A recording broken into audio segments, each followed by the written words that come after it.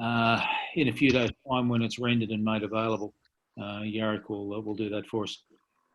But look, it's 4 o'clock, which is the advertised start time. So, gee, I don't know how Get on with it. Yeah, let's get on with it.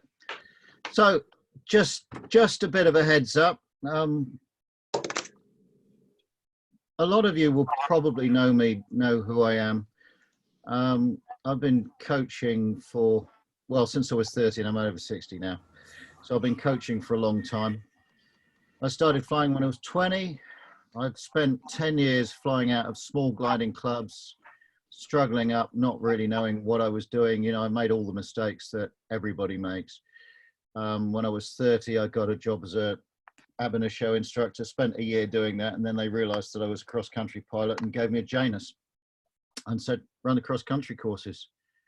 So I've been kind of working it out myself ever since. When I was 40-something, I went off to Amarama and worked with Gavin Wills, and that taught me to teach mountain soaring. And at the moment, I'm doing regular seasons at Narromine, working with Beryl, doing a couple of months a year of private courses that can be best described as rather expensive, but I think they're good. So that's really sharpened up my flatland soaring. I spent quite a lot of time flying in Australia out of Benalla, Keepit, Narromine, and been around a lot of the clubs under the umbrella of the GFA, all round from Queensland, all round the east coast, across the south, and even into the west, and that was all good fun. So I know something about flying in Australia. Currently flying with the British team, struggling, get the occasional really good result, but not managed to win a Worlds yet. But I'm running out of time. So about 10 years ago, I got to fly with the British team at Rieti, first time, and I pitched up there, and I'd sort of sat in the briefing room, and I looked around and thought, all these geezers are as good as I am. So one, how do you beat them? Which is a long and complicated question. Two, here's the thing. They all know exactly what I know. If you ask them the question, they'll come up with the same answer. All those guys flying at that level know the same things. They do the same things. They have the same thoughts, which illustrated to me that there is a domain of knowledge, a real, genuine, true domain of knowledge about soaring. It's real. It's a real body of knowledge. It's not talent. It's not, oh, he was born with wings, you're never going to beat him. It's just study and hard work. And that's why I started working on the Soaring Engine project, the books, because I realized it was real. You could write it down. You could get better at it. So that was a bit of an epiphany 10 years ago. And this is where I've got to. I've just finishing volume 3. And coincidentally with the COVID thing, it's kind of synergistic. I was thinking I might take the whole thing online anyway. So when David got in touch with me, one or two people got in touch with me and asked to do this, it was a good opportunity to move forward and see what we could do in this with this venue. So I've done a lot of coaching face-to-face in the cockpit, one-on-one in the classroom, and I've done a lot of talking to bunches of people in the classroom. I'm really comfortable with 10, 20, 30, 40 people in the classroom. This is a new venue. So picking up the social cues that enable a speaker to know when he's just going on a bit too far or he's lost the track of the audience, picking up those social cues is difficult. I will get the hang of it, but at the moment it's really quite hard. So don't be afraid to bang up on the chat window and interrupt. Get David can interrupt me, and we'll take it from there. I didn't want to run this session as a lecture. I wanted to run this this session more interactively, but it's going to be interesting to know how it works out, to see how it works out. And of course, whilst you're doing this, one has to drive one's computer, which is a complete distraction. Having a computer on the table is always a distracting thing. Anyway, let's crack on. And David suggested I talked to a few subjects, and looking between the lines, he's kind of set up a catch-all idea of some of the elements of flatland thermal soaring that you might be interested in. And I went through and prepared a few things. I was going to talk about a few topics. I was going to talk about running in lift. I was going to talk about selecting thermals. I'm going to talk about entering thermals, centering thermals, and then at the end of that, the problems with flying other gliders, seeing them in the cruise, not banging into gliders when you join thermals, working a thermal with other gliders, keeping station on other gliders, and leaving the thermal so you don't whack another glider on the way out. Those were the things that I wanted to bring up as topics. We've got a couple of hours. If we overrun badly, I can always do another session or two, or an infinite series of sessions. So we'll take the time that it takes. I want to get some discussion going. So here's the first subject, running between thermals. When you're running between thermals, clearly you want to stay in the lift and you don't want to be in the sink.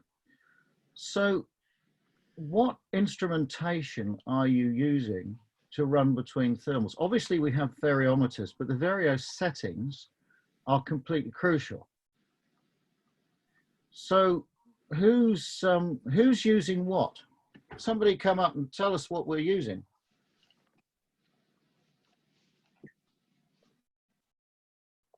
What are the options?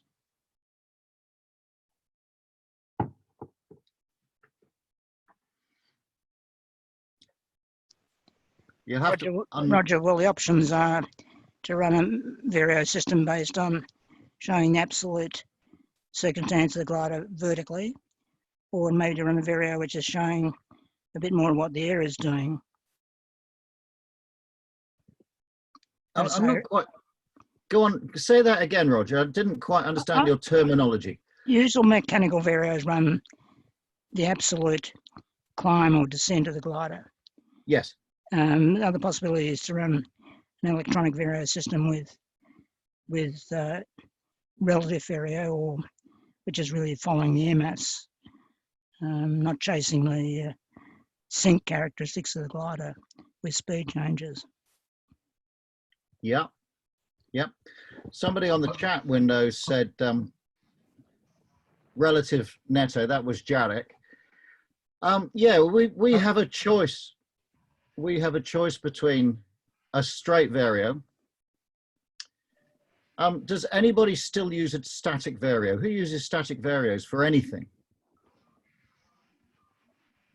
Don't think so. I use a static vario sometimes, but certainly not in the cruise.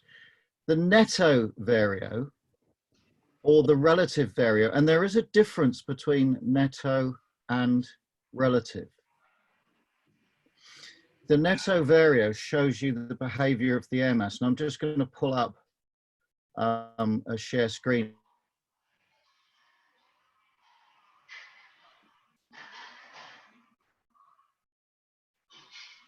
Let's pull that onto here. Let's do share screen. Let's pull this up.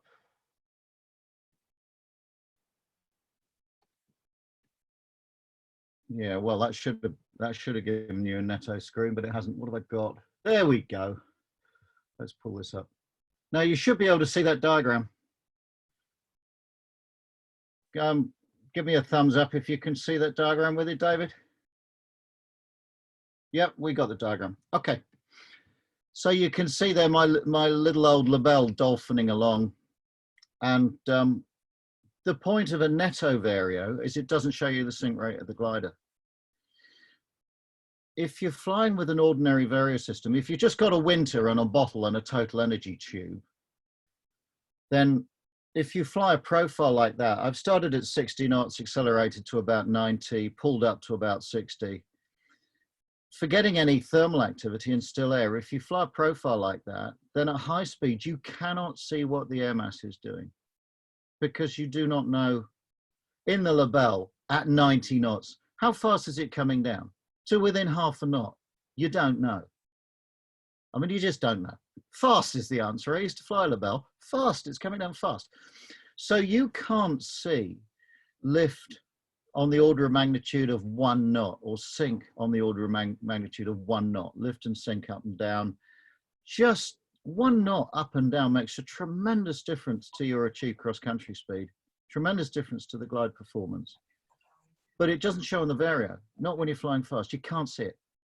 I didn't know whether it was on yet. So you're right. Somebody saying something? I don't know if that was a comment or...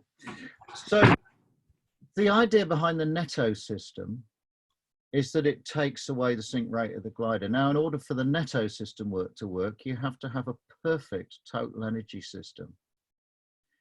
How many people are confident that they have a perfect total energy system? Because if you don't have a perfect total energy system, you really have no chance of following the air mass properly. You just don't. You might think you do, but you don't. If when you pull up, the needle goes up, and when you push down, the needle goes down, you can't follow the air mass. So the first thing you have to do to be able to run in lift properly, the very first thing you have to do is get your total energy system working. We'll come back to the total energy system when we're talking about entering thermals. The second thing you need to do, if you can arrange it, I would suggest is get a Netto system. Not a super Netto system at this stage. If you're trying to run between thermals, you're trying to isolate where the air is moving, you want a Netto system. How many people use speed directors?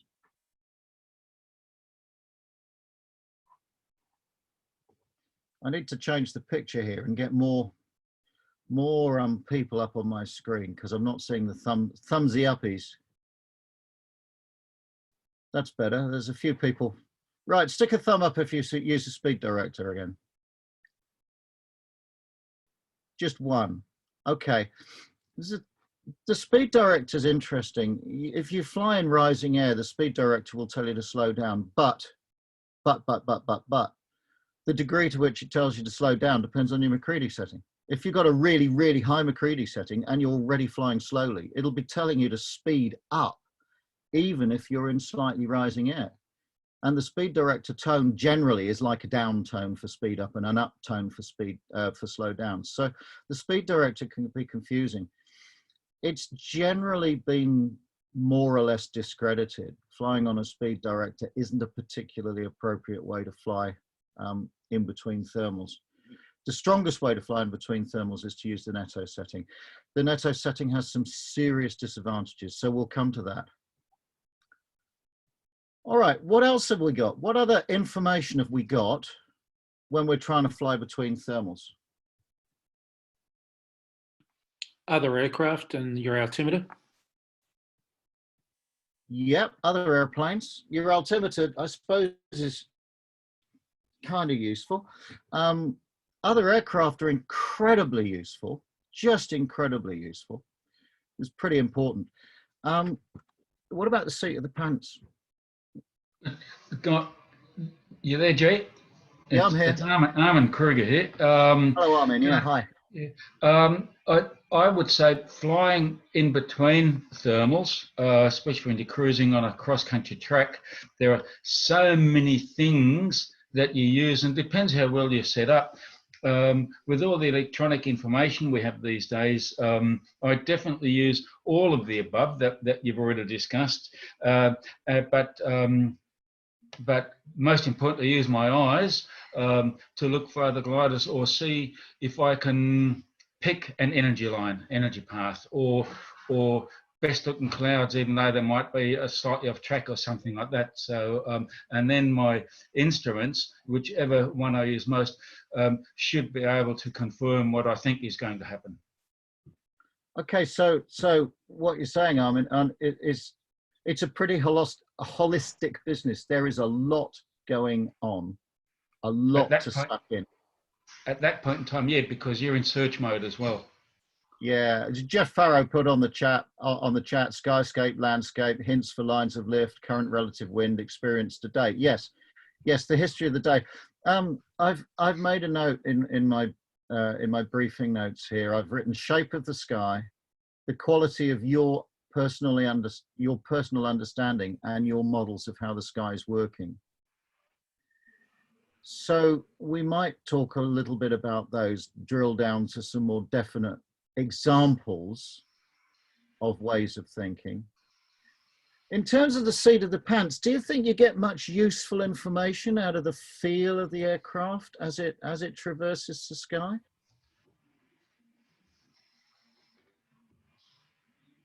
Yeah, some people are saying something. Yeah, I think you get a bit. I think there is stuff going on that gives you useful information, but it's not comprehensive. Brad Edwards, because I've been flying up Keep It Way, Narromine Way, up that neck of the woods. I know Brad. He had a pretty fearsome reputation for being able to fly past a blue thermal and go, "Oh, there's a blue thermal over there," and turn towards it and find it. I've been able to do it once or twice. The sensation of lifting and sinking, and the sensation of the glider tilting, is kind of useful when you run into a bunch of thermals and you're trying to find the best bit. It's a bit confusing when you're around the outside of the thermal, because the other thing that happens near thermals is you get suck and blow, you get inflow, you get outflow. With a great preponderance of blue thermals you get in the south especially, you get quite a lot of situations when you're in outflow. If you're in soaring conditions with cumulus on the top, you tend to be in the region of thermals which have inflow rather than outflow. Both of those horizontal currents in the air disturb the glider, and they cause the glider to sink. If you run into a situation where the airspeed dies away a bit, it's read as sink. If you run into a situation where the airspeed increases, it's read as lift. If you run into the situation where the wind you're flying in, the wind vector suddenly shifts, so you get what you'd say a gust from the side, the glider will yaw towards the gust and roll away from it. And all those things, they're all, I would call them signatures, turbulence signatures. Yeah, the wingtips being pushed up are another cue, the tilting sensation. They're all signatures of turbulence. When you fall out the bottom of a blue thermal, if you've done a lot of it, you can recognize the feel of falling out the bottom of a blue thermal. If you get pushed out the top of a blue thermal, pushed off the side in the top of the bubble where it's pushing outwards, it's a very recognizable feeling. If you contact a thermal which is being sheared by a wave system on top, or you've got a powerful wave system on top with the rolls that happen at the top of the inversion in a wave system, so the glider goes down like that in turbulence, it's a very distinctive signature. So it's not just the gentle up and down, the gentle tilt, but also the shorter term turbulence signatures are useful. But of course they vary from day to day. They vary very much from day to day. Now down in the south where you are, the feel of the sky is, especially on those hard blue days you get, it's quite different from the feel of the sky, say up in Queensland on a cumulus day. And it's utterly different from the feel of the sky flying out of a place like Rieti with sort of 1/8 Q and a bit of a wind over the top, or a Marima with 1/8 Q and a bit of a wind over the top and a shear wave or a mountain wave. Completely different feel to the sky. But the turbulence signatures, if you can learn to identify them, it's really useful to bear it in mind. It's not just turbulence, it's information. And the shape of the sky. It's no use, how can I put this? If the needle on the vario twitches, if the audio goes up or down, if the glider bangs around, moves around, that is a signal. But what you're trying to do is to build up a pattern, a shape of the sky around you. You're trying to interpret those signals So you have to interpret those signals against some kind of model of what is going on. It's no use just flying blindly and trying to grope your way to sort of an uphill feeling. That's not how it works. I mean, for instance, if there's a bit of a breeze and thermals are coming off point sources and little short streets, then you're flying a little bit crosswind, you hit the lift, you turn down the street, right? Let's look at some models. I'll just pull up the screen again, wait one.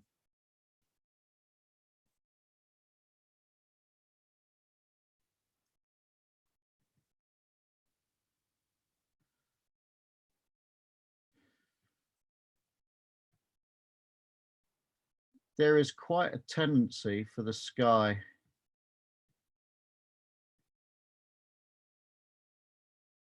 so give me a thumbs up if you've got a nice cloud street there.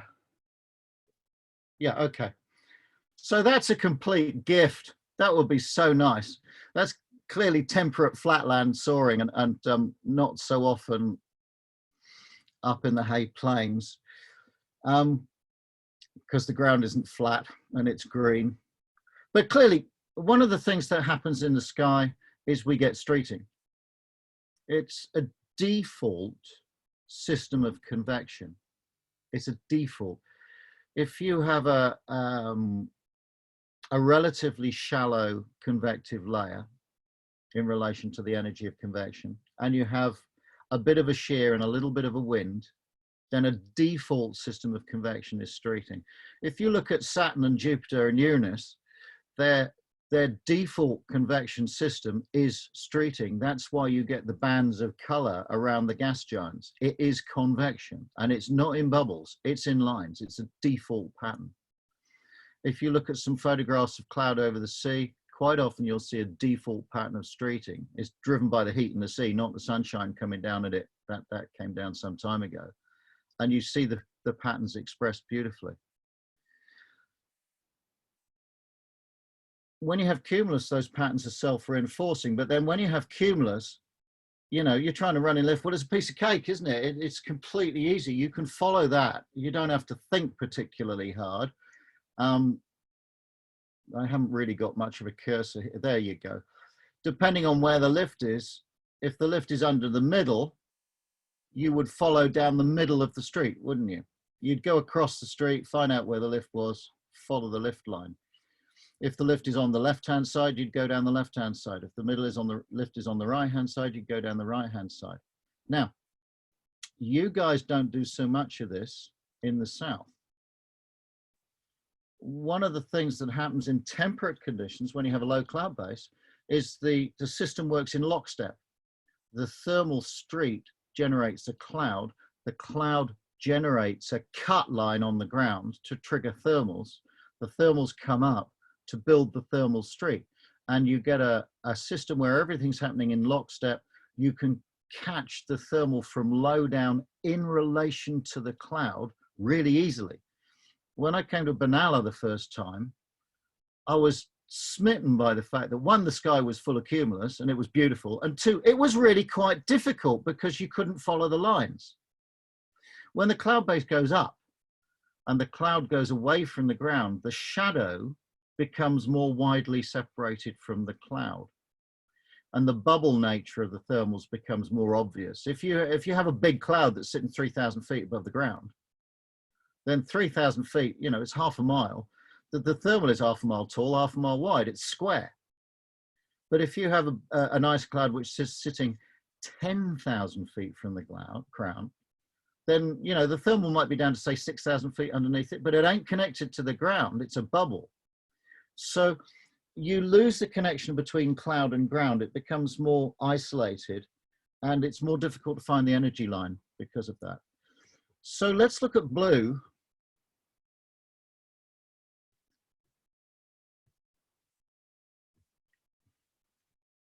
I'm just pulling up my diagram. Hang on a moment.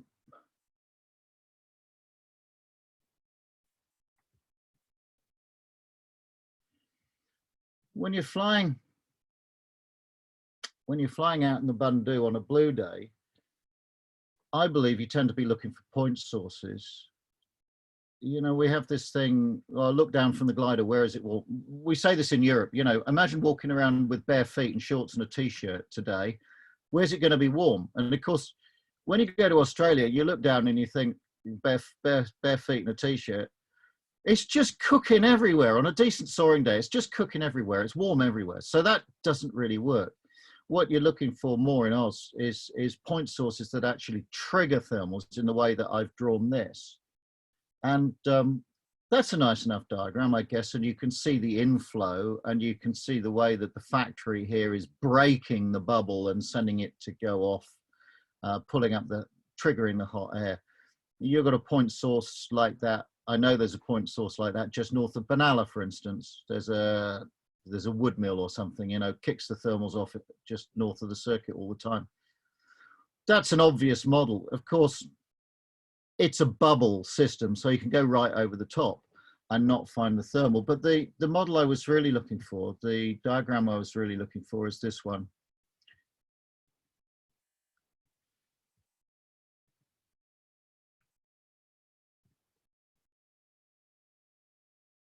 Now that's temperate flatland flying. In this case, the point source happens to be a wind shadow thermal generator. It's an area on the ground where the thermals are coming up because they're sheltered, and that's something that's worth knowing about and thinking about with thermal generation, but that's another story. The more interesting thing is the shape of the sky. We're talking about the shape of the sky and following energy lines, finding energy lines, following energy lines. This is illustrated on the diagram. It's illustrated with cumulus. And if you follow this line, if you join this line, I'm just trying to pull this diagram up again. Yeah, looking down on a short street thermals. If we pull it up and look at it, that's what you might find in the sky in terms of lift line when you're working a short street of blue thermals. So imagine I don't know Bacchus Marsh, I know Benalla. Imagine you've just come off the Erato and you're just downwind of the factory there in the north. You might well find a system of lift. The contour lines look like that. And there's a few things that we can talk about when you're talking about the shape of this system. Wrong diagram. It's hard to manipulate these. I'll get the hang of it sooner or later. There's a couple of things that are worth mentioning here. One is that it's likely to be bubbles. So if you traverse from right to left, you can quite easily fly underneath the bubble, through the bottom of a bubble, through the middle of a bubble, and over the top of a bubble. Bang, bang, bang, bang. And that means that as you fly along, you tend to feel that you're flying along pretty much at the same height. And the first thermal in this diagram is a weak one. The second one is better. The third one is better still. And the fourth one is another weak one. But of course, what's actually happened is you've gone just underneath the first one, just through the bottom of the second one, through the sweet spot of the third one, and then coming through the fourth one, you're over the top of it. This three-dimensional modeling is what you need to be doing in order to find the rising area in between climbs. Now, this is just one particular example, talking about turbulence signatures. As you fly underneath this first thermal, or as you fly over the top of this one, or if you were here, trying to get the cursor to come up, come on cursor. No, if you were here, or down in the bottom of the next one, or in the top of the next one, the bottom and the top of bubbles are quite distinctive. The other thing that's really distinctive about being around this shape in the sky, I've drawn the wind here in blue, cold air. And the outside contour line It's not really a line where the world goes from sinking to lift. It's more a line where you fly through a shimmy of turbulence. If you visualize you're driving the glider along and you're going down and you're going down and you're going down and you're going down, and you've been doing that for the last 10 minutes and you're thinking, oh, hell, I better find a climb. And you run in downwind, I don't know, maybe you run in downwind of some of the Warbies and you come in, you know, there's a bare hilltop or there's some rocks on the ground or there's the edge of a lake and you position yourself a bit downwind of it. And it's been nothing, nothing, nothing. And then the glider goes, da-da-da-da-da-da-da-da.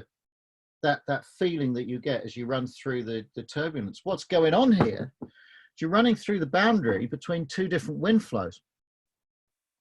When the thermals come off the ground, this is called the mixing layer. The thermal layer is called the mixing layer.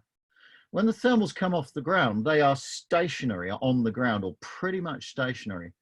Imagine you got 15 knots at 4,000 feet in the morning. You know, it's 11 o'clock in the morning. You've got a little scattering of Q at 4,000 feet. You've got 15 knots of wind at that height. You've got 5 knots on the airfield, gusting a bit around the place. When the thermal comes off the ground, it's only moving at 5 or 6 knots. The mass of the standard British thermal, which is both small and weak, the mass of your standard British thermal is something like 80,000 tons. The standard British thermal is a cylinder of air, for the maths, it's a cylinder of air 1/4 of a mile across and 1/2 a mile deep.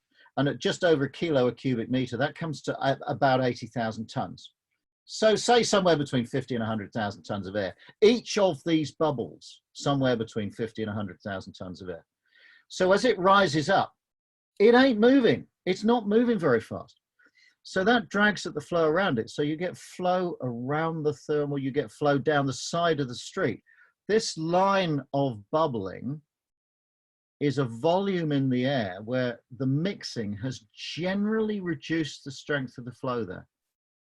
So if you've got a bit of a breeze and you run into a little short streeting system, you're going to feel it. There's a transition in the speed of the air mass flow between one and the other.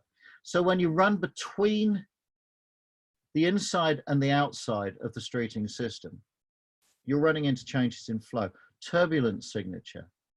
So that's one example. I'm just including this to give you an idea of the way that we're thinking. Now, a lot of the really good pilots that I fly with, they know all this stuff inside out, but they don't know it in a way that they can sit down and explain it.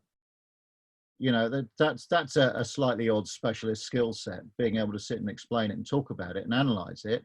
But they know this. You know, if I'm flying with my teammate Tom, and on a circumstance like that, Tom won the Junior Worlds in Narromine club class.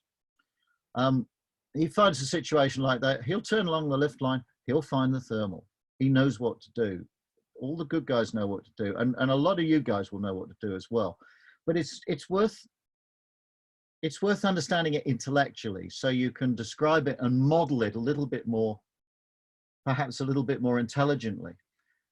When the shit hits the fan, when things are difficult, you need to have an understood process to rely on, and not just a sort of intuitive feeling. Intuitive feelings go to hell when you're under pressure.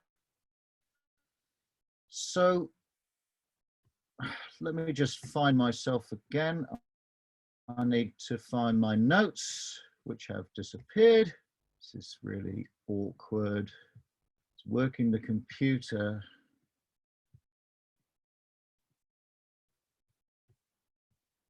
Whilst I do that, has anybody got any comments on what we've done so far?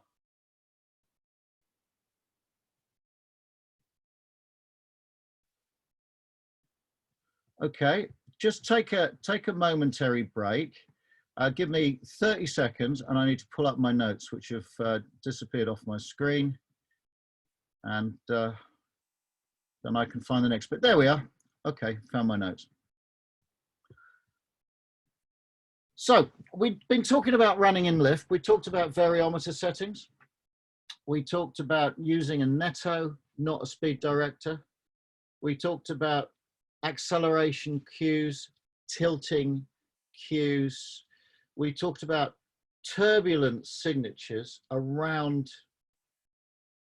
moving air, around rising air. The feel of the bottom of a bubble, the feel of the top of a bubble, the feel of the middle of a bubble, the feel of joining a street. I've talked about the feel of wave. Wave causes rotors to form at the top of the convective layer because there's always shear, and that gives you a very distinctive turbulence signature.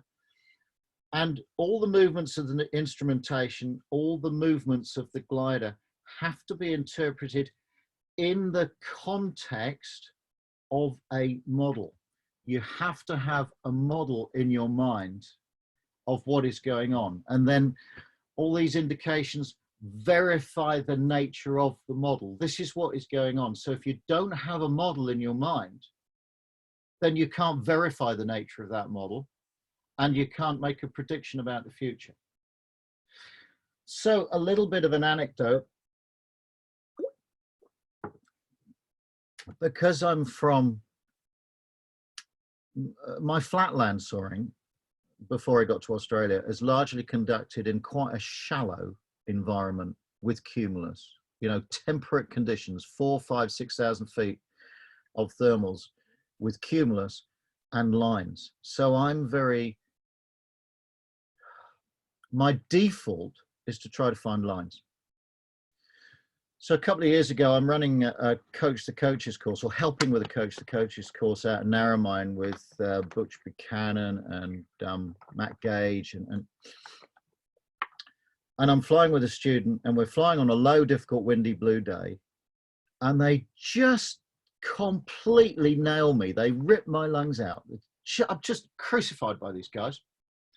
Because what I'm doing all the time is I'm running and running, and I hit the lift, and I turn down the wind line or up the wind line, looking for the core. Look, no, go run, run, run. Turn up the wind line, look for the core. Run, run, run. Turn up the wind line, look for the core. And what they're doing is they're just going blam at 85 knots to the next point source, taking the climb. Blam to the next point source, taking the climb. And they just nailed me. And that was one day. And then another day, guess what? I'm doing the same thing and I nail them. Because some days it works like that. Some days it doesn't. If you're trying for a performance flight, you need to know before you go through the gate which way it's working, how it's working. You need to know this. So if you're racing, if you're doing any kind of flight where speed is important and you have a held start, you know, you're not going from toe, you take off, you climb up, you go through a start line, you try and make a fast flight. Your job in the first part of the flight is to get your shit together, understand what is going on. So you have a model of the air and you have some tactics, you have a strategy. That's super important. Yeah, flying against those guys has been really interesting. They're pretty good. All right, so that's the first bit of the chat. I'm going to pull up another file now, and we're going to talk about selecting the thermal.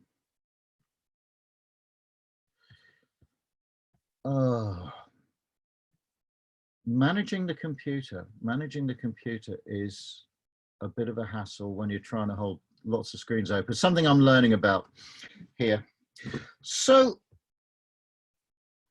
moving on from running in lift to selecting the thermal. Before we go on, does anybody want to say anything about running in lift that this has raised? Because my idea is to raise questions in your mind, not to find answers. All right, so far so good. I guess what I'm trying to do here is to lay out a landscape, lay out some of the domain of knowledge. And a lot of these features in the landscape you'll recognize, and some of them you won't. You know, oh, turbulence signatures. I need to think a bit more about that. What causes those? You know, just make you think. Okay, so selecting the thermal. speed flying theory is really important, unfortunately. Speed flying theory is super important. Let's okay.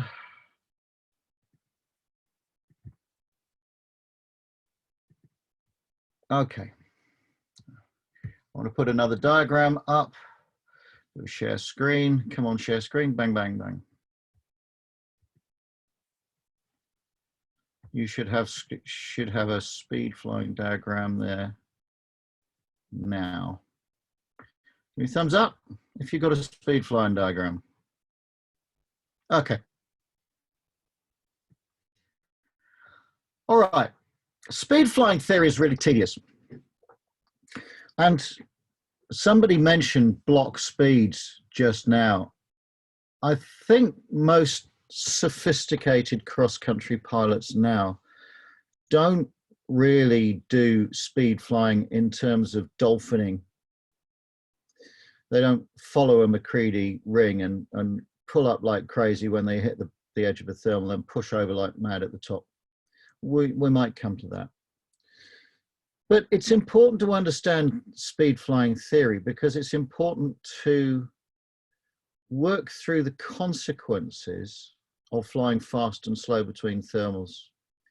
What I want to talk about in speed flying terms right now is not how fast you fly between thermals. This diagram shows you the consequences of flying fast and slow between thermals. If you're not familiar with how the diagram's constructed, do not worry. If you go to literature, if you go to Reichman, you can find out. If you go to New Soaring Pilot, you can find out. If you look on the internet, you can find out. And the latest book in the Soaring Engine series has a big section on speed flying theory, and you can find out from there when it's published in a few weeks' time. The reason for this introduction is to point out that the speed you fly between thermals is not particularly important. The red line on the diagram shows you the optimum speed to fly in a duo discus for about 4 knot thermals. I've got a duo discus with a couple of big blokes in, no water really, about 700 kilos. That's more or less a duo discus polar, not quite, I've massaged it. And you can see that the ideal speed to fly is 85 knots. You could fly as fast as 100 knots or as slow as 70 knots and get the same cross-country performance. 85 knots and 4 knot climbs gives you a cross-country performance of about 92, 93 kph. As fast as 100 and as slow as 70 gives you a cross-country performance of about 88. There's about a 4 kph difference between flying at 85 or 15 knots faster and 15 knots slower. Now 100 knots down to 70 knots is a big range in the cruise. It's a big range. Doesn't make much difference to the achieved cross-country speed. However, if you fly everywhere at 100 knots on a 4 knot day, what is going to happen? Somebody tell me what is going to happen. You're going to get unpleasantly low at times. You're going to get unpleasantly low at times. Yeah. And this is just recapping what you guys almost certainly know already.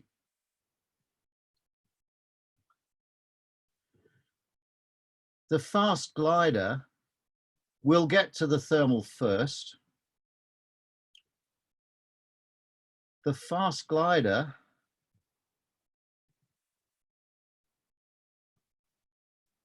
will start climbing before the glider flying at the right speed. We've got Dick, Peter, and Penelope. That's Dick Dastardly, Peter Perfect, and Penelope Pitstop, if you know those characters. Dick's flying the green glider, Penelope Pitstop's flying the blue glider, and Peter Perfect's flying the red one. So as it plays itself out, just throwing these diagrams around the page. Look. That's the first stage.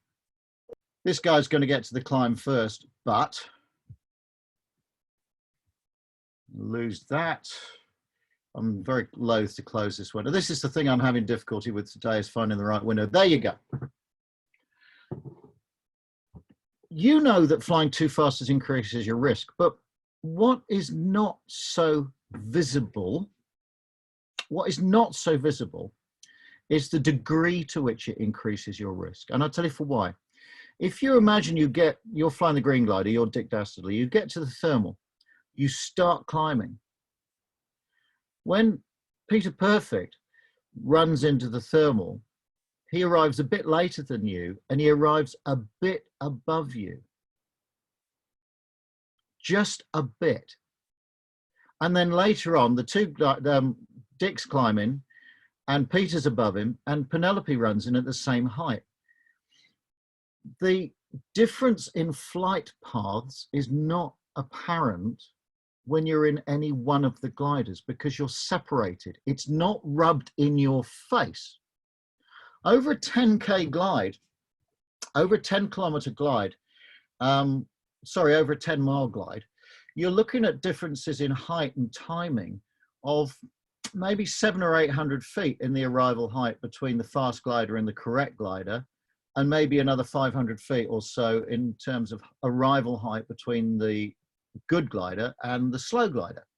And of course, the two slowest gliders arrive at the top of the thermal just a few turns underneath the fastest glider. It is a few seconds. It's a minute or so, 45 seconds. It's not a lot of time. So it appears like there's not a lot of difference between the three tactics. But actually there's a tremendous amount of difference, because the fast glider arrives there very, very much lower than the slow glider, the slow cruising glider. So that's worth thinking through. The difference in the flight paths, it's not obvious to you when you're flying. That's a start. So I'm going to kill those diagrams just to stay on top of this.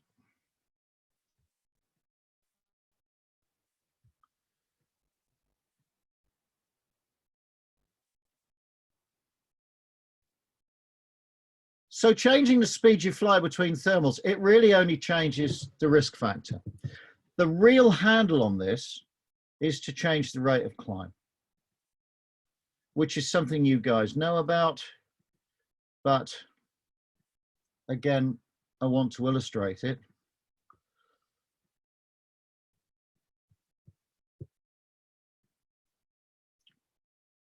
There we go. Change the rate of climb. You should have another McCready theory graph there. Thumbs up. You got it? Yep, good. Okay. So I've drawn this. This looks like a kid's toy with cotton and pins stuck in a board, really. Each rate of climb, if you look along the left-hand side, 1 knot will give you something like, I'm counting, 10, 20, 30, 40, 45. 1 knot gives you 45. 2 knot gives you about 56. 3 knot gives you 81, something like that. 4 knot gives you 93. 5 knots gives you about 100. 6 knots gives you 110. It's a very, very powerful handle indeed to change the rate of climb. It's super important. My CFI, Graham McAndrew, who used to be a BJ coach, he used to start a cross-country course, and he'd say, there are three important things about cross-country flying: rate of climb, and rate of climb. And if you think about how the calculation is done for the McCready achieved cross-country speed, you glide down and you climb up again, and the calculation is done over the speed. If you leave the thermal at, say, 8,000 feet and you glide down to 5,000 feet, you can't make a speed calculation, an average speed calculation, until you've climbed back up to 8,000 feet, the same energy level as when you started. It's a closed loop. In the climb, you are standing still. Your cross-country speed is 0, 0, 0.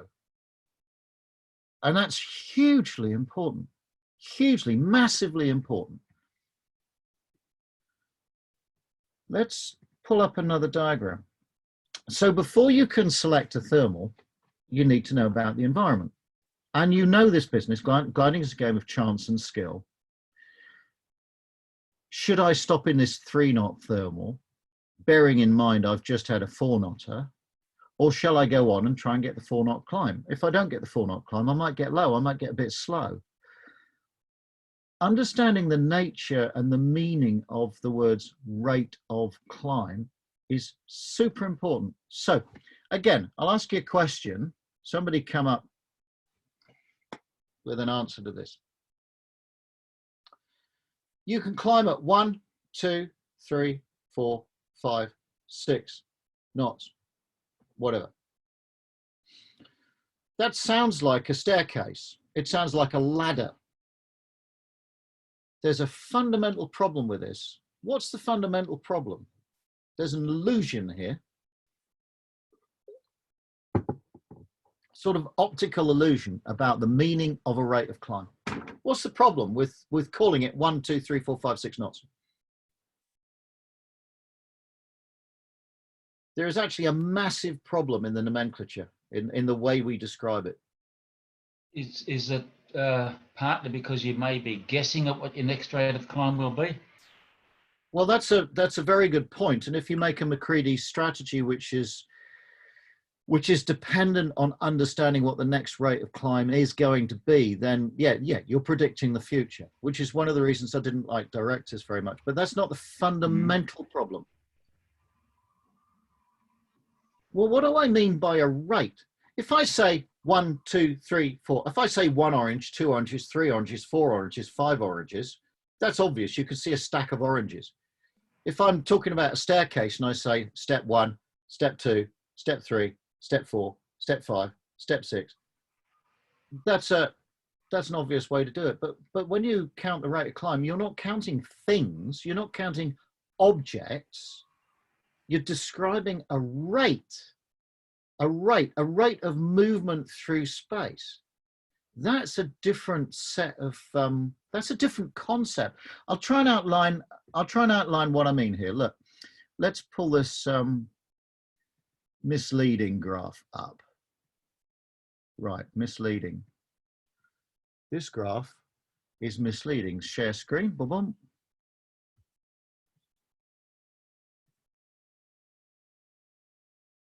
Okay, so give a thumbs up if you got the screen.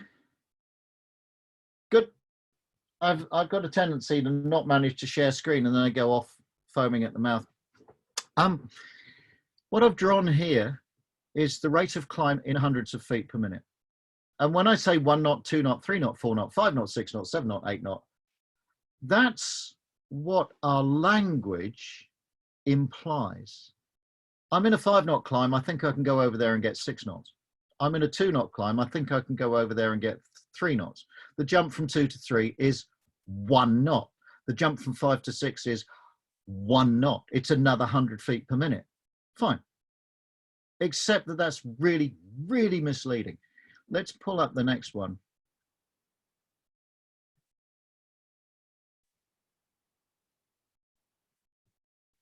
What I've drawn here is the real meaning of the rate of climb, the picture you should have in your head. This is the picture you should have in your head.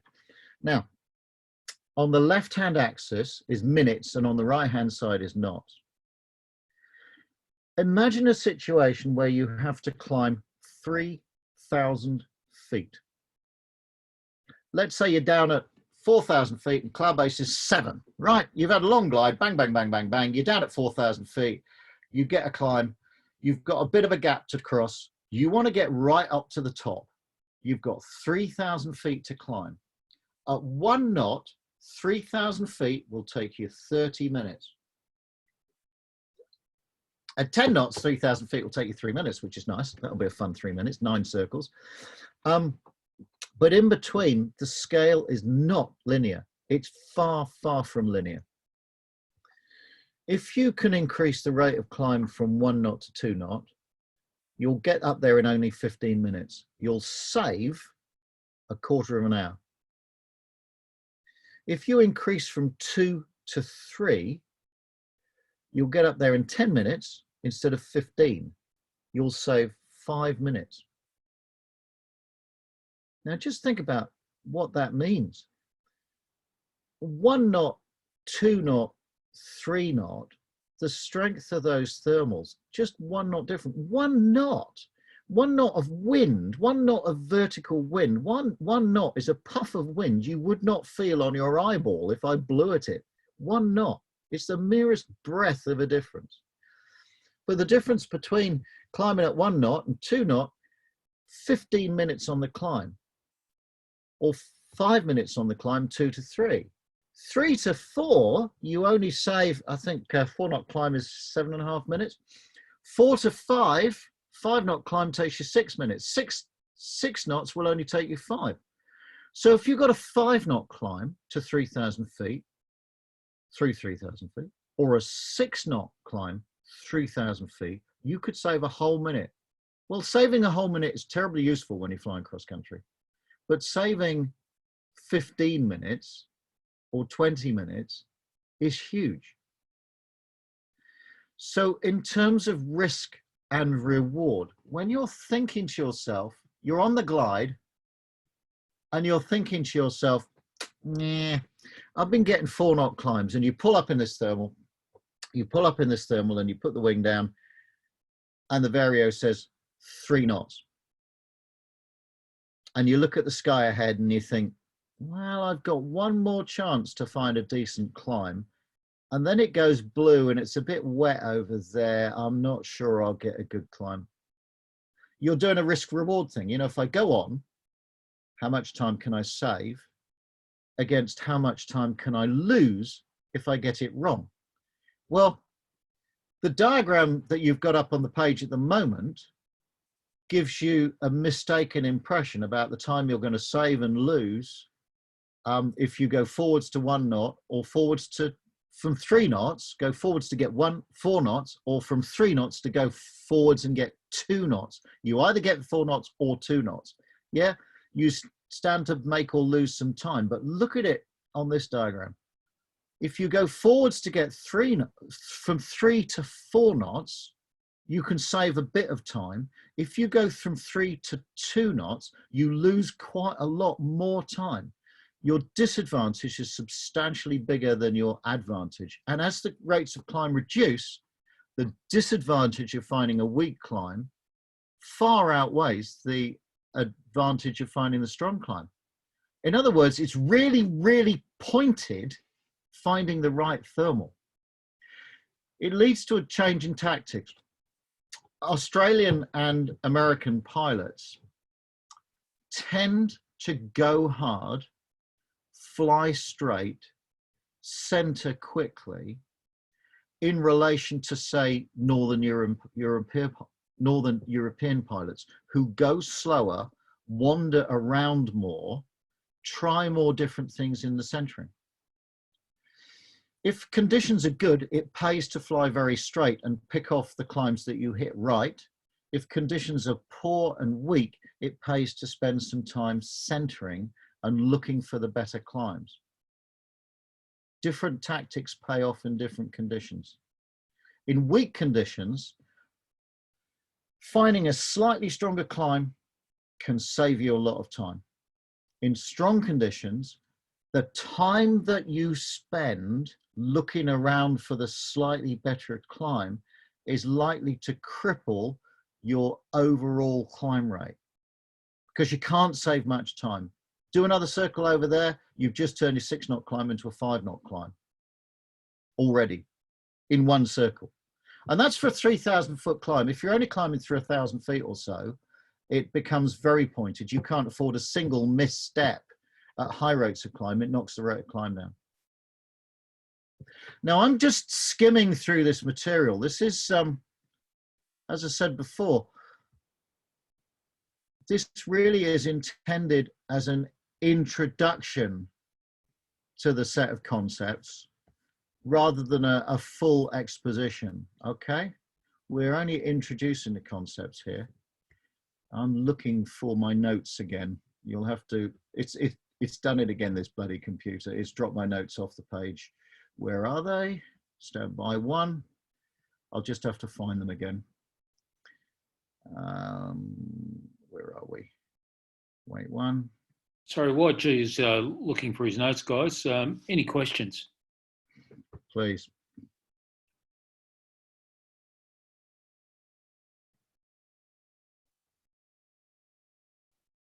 Anybody having an oh shit, oh wow moment?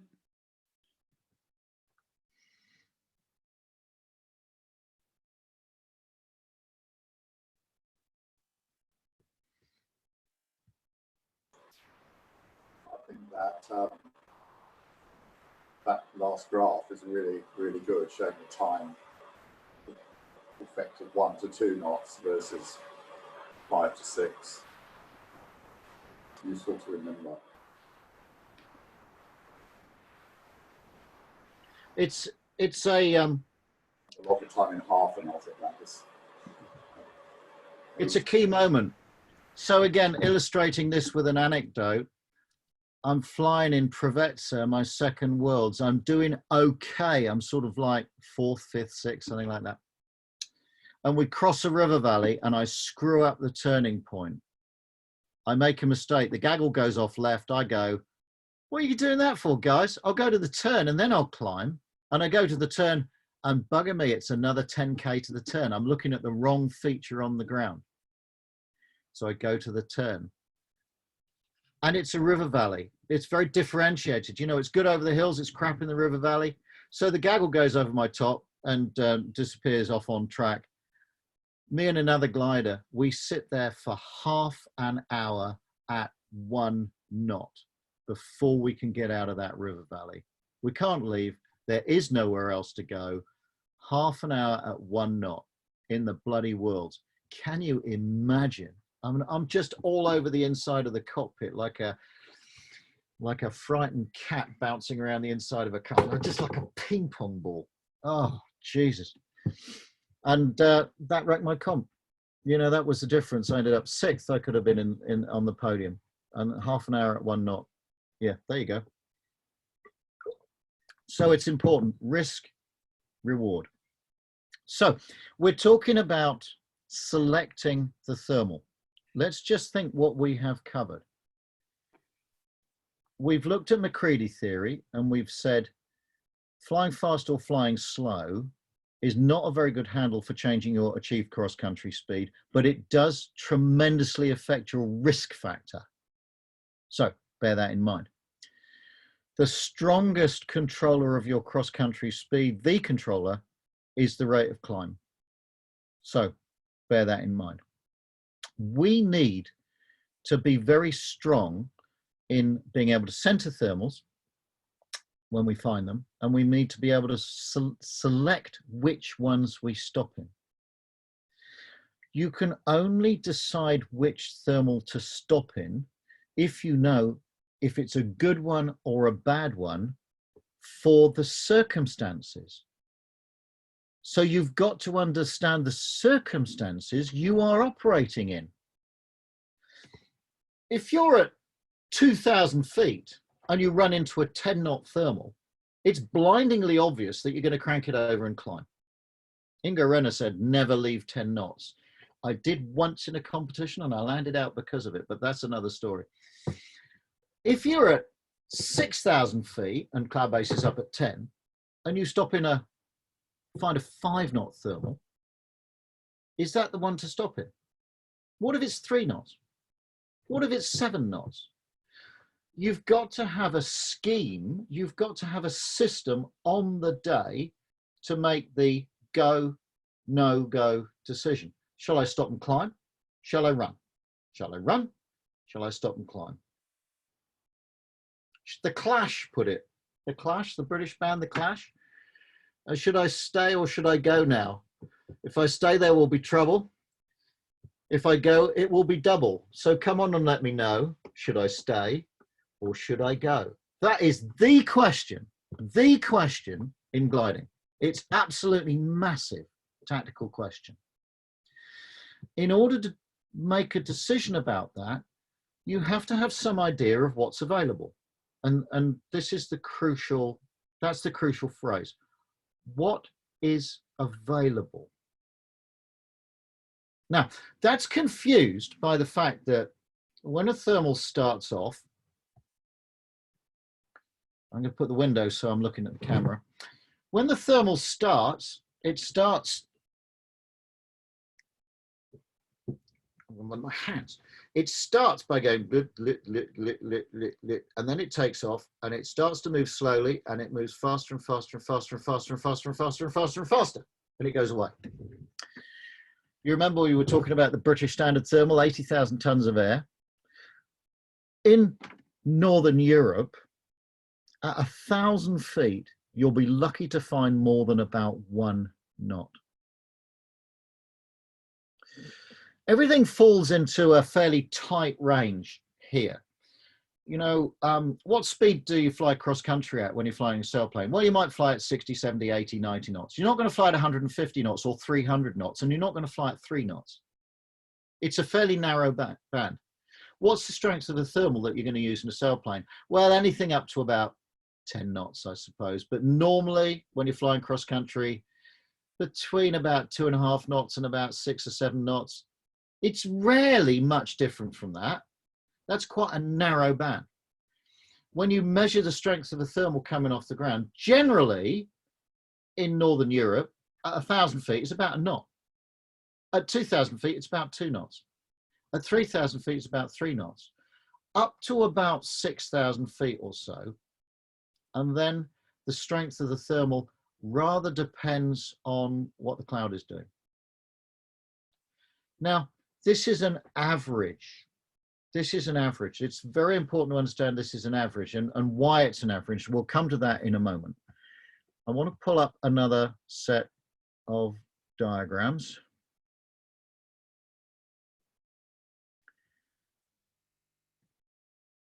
That's the one I want.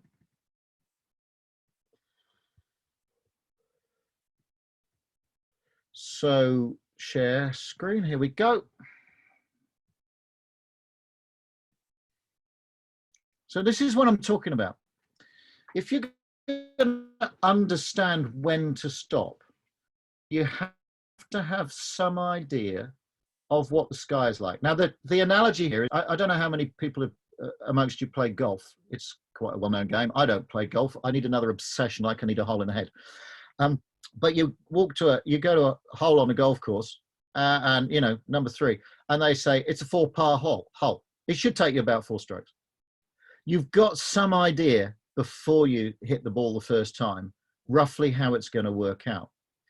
When you're flying cross country, you need to have an idea of what is par, what is generally the case on average for the bit of sky you're working at now.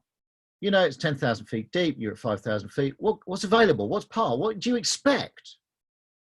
And in order to do that, you have to have an idea of what the thermal strength is through the band.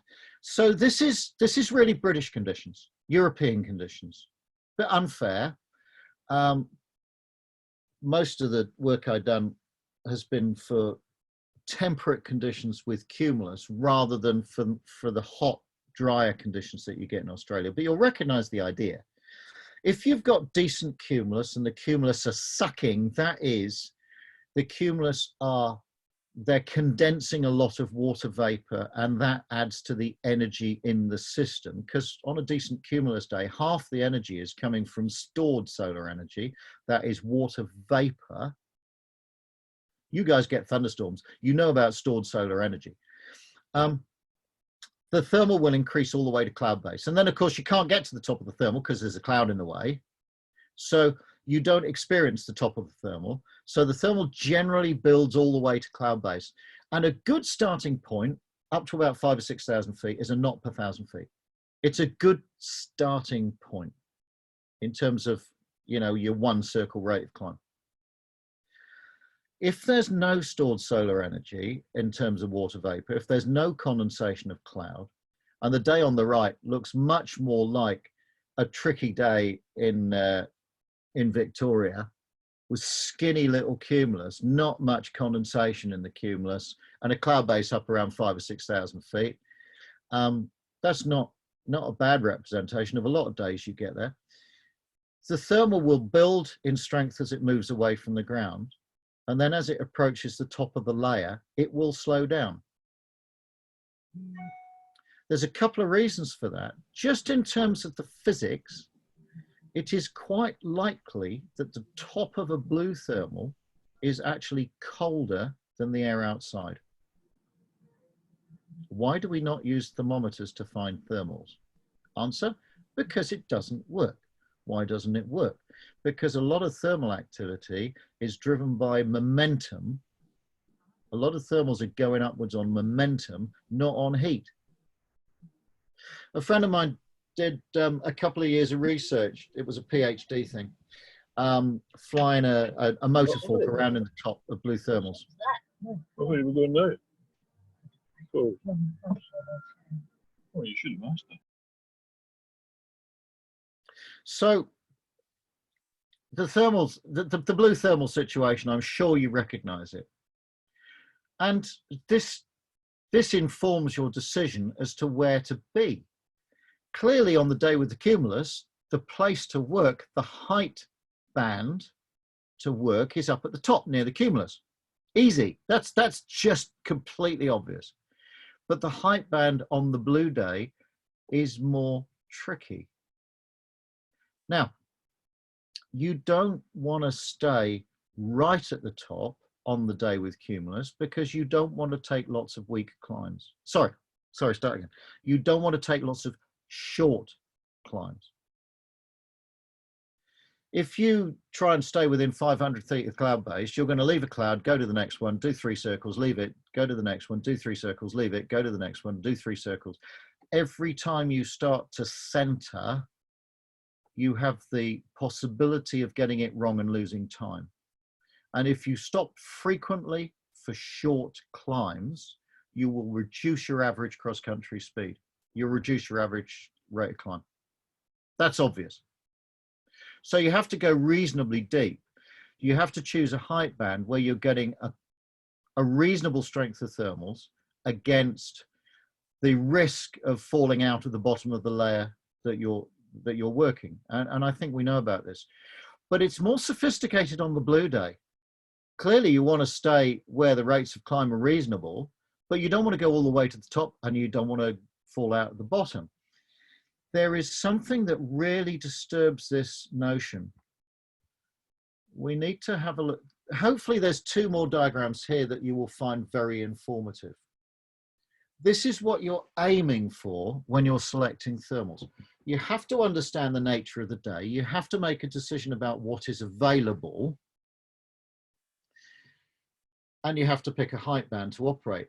Now, if you're playing something like Condor, I believe, they have column thermals. And each column thermal is like this all the time until it switches off. It's a column. You go in at 3,000 feet, you climb 3,000 feet at 3 or 4 knots, and then you're done. That's what you would like the sky to be like. The world would be a lot easier if it was like that. Unfortunately, the real world is like this.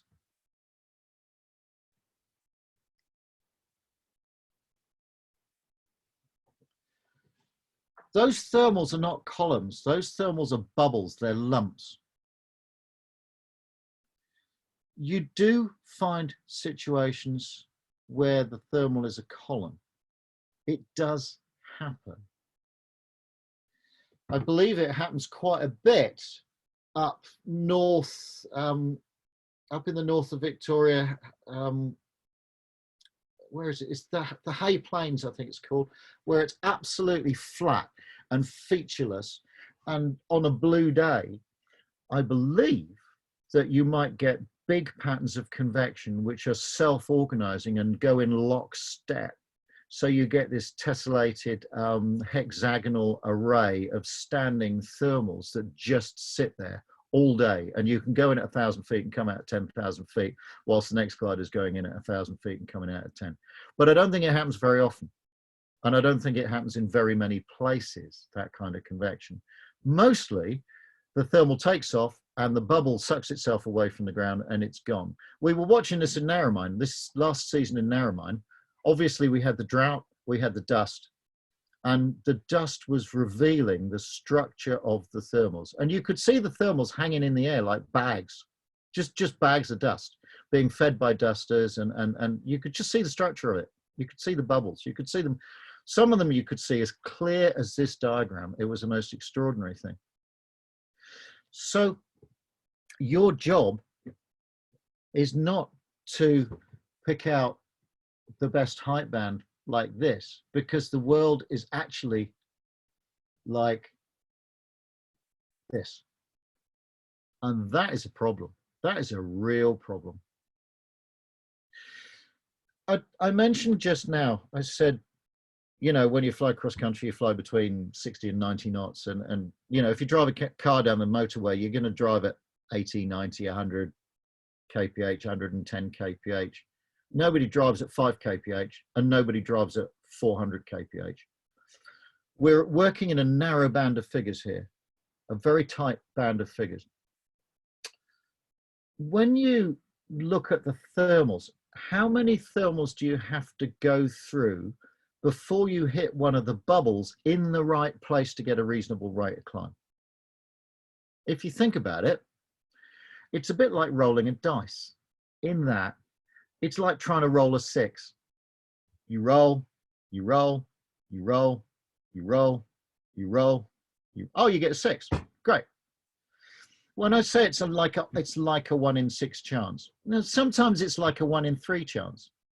Sometimes it's like a 1 in 10, 1 in 12 chance. Sometimes it's like trying to roll a double 6. Sometimes it's like trying to roll 4, 5, or 6. You know, half the thermals are working. But it's of that order of magnitude. It's almost never that every single climb is great, and it's almost never that only 1 in 50 or 1 in 100 thermals is any good. It's normally like rolling the dice. So that is something to bear in mind when you're trying to make this risk-reward decision. You know, how many sources of lift can I hit before I hit the ground? If it's only 2 or 3, what are the chances of finding a good thermal?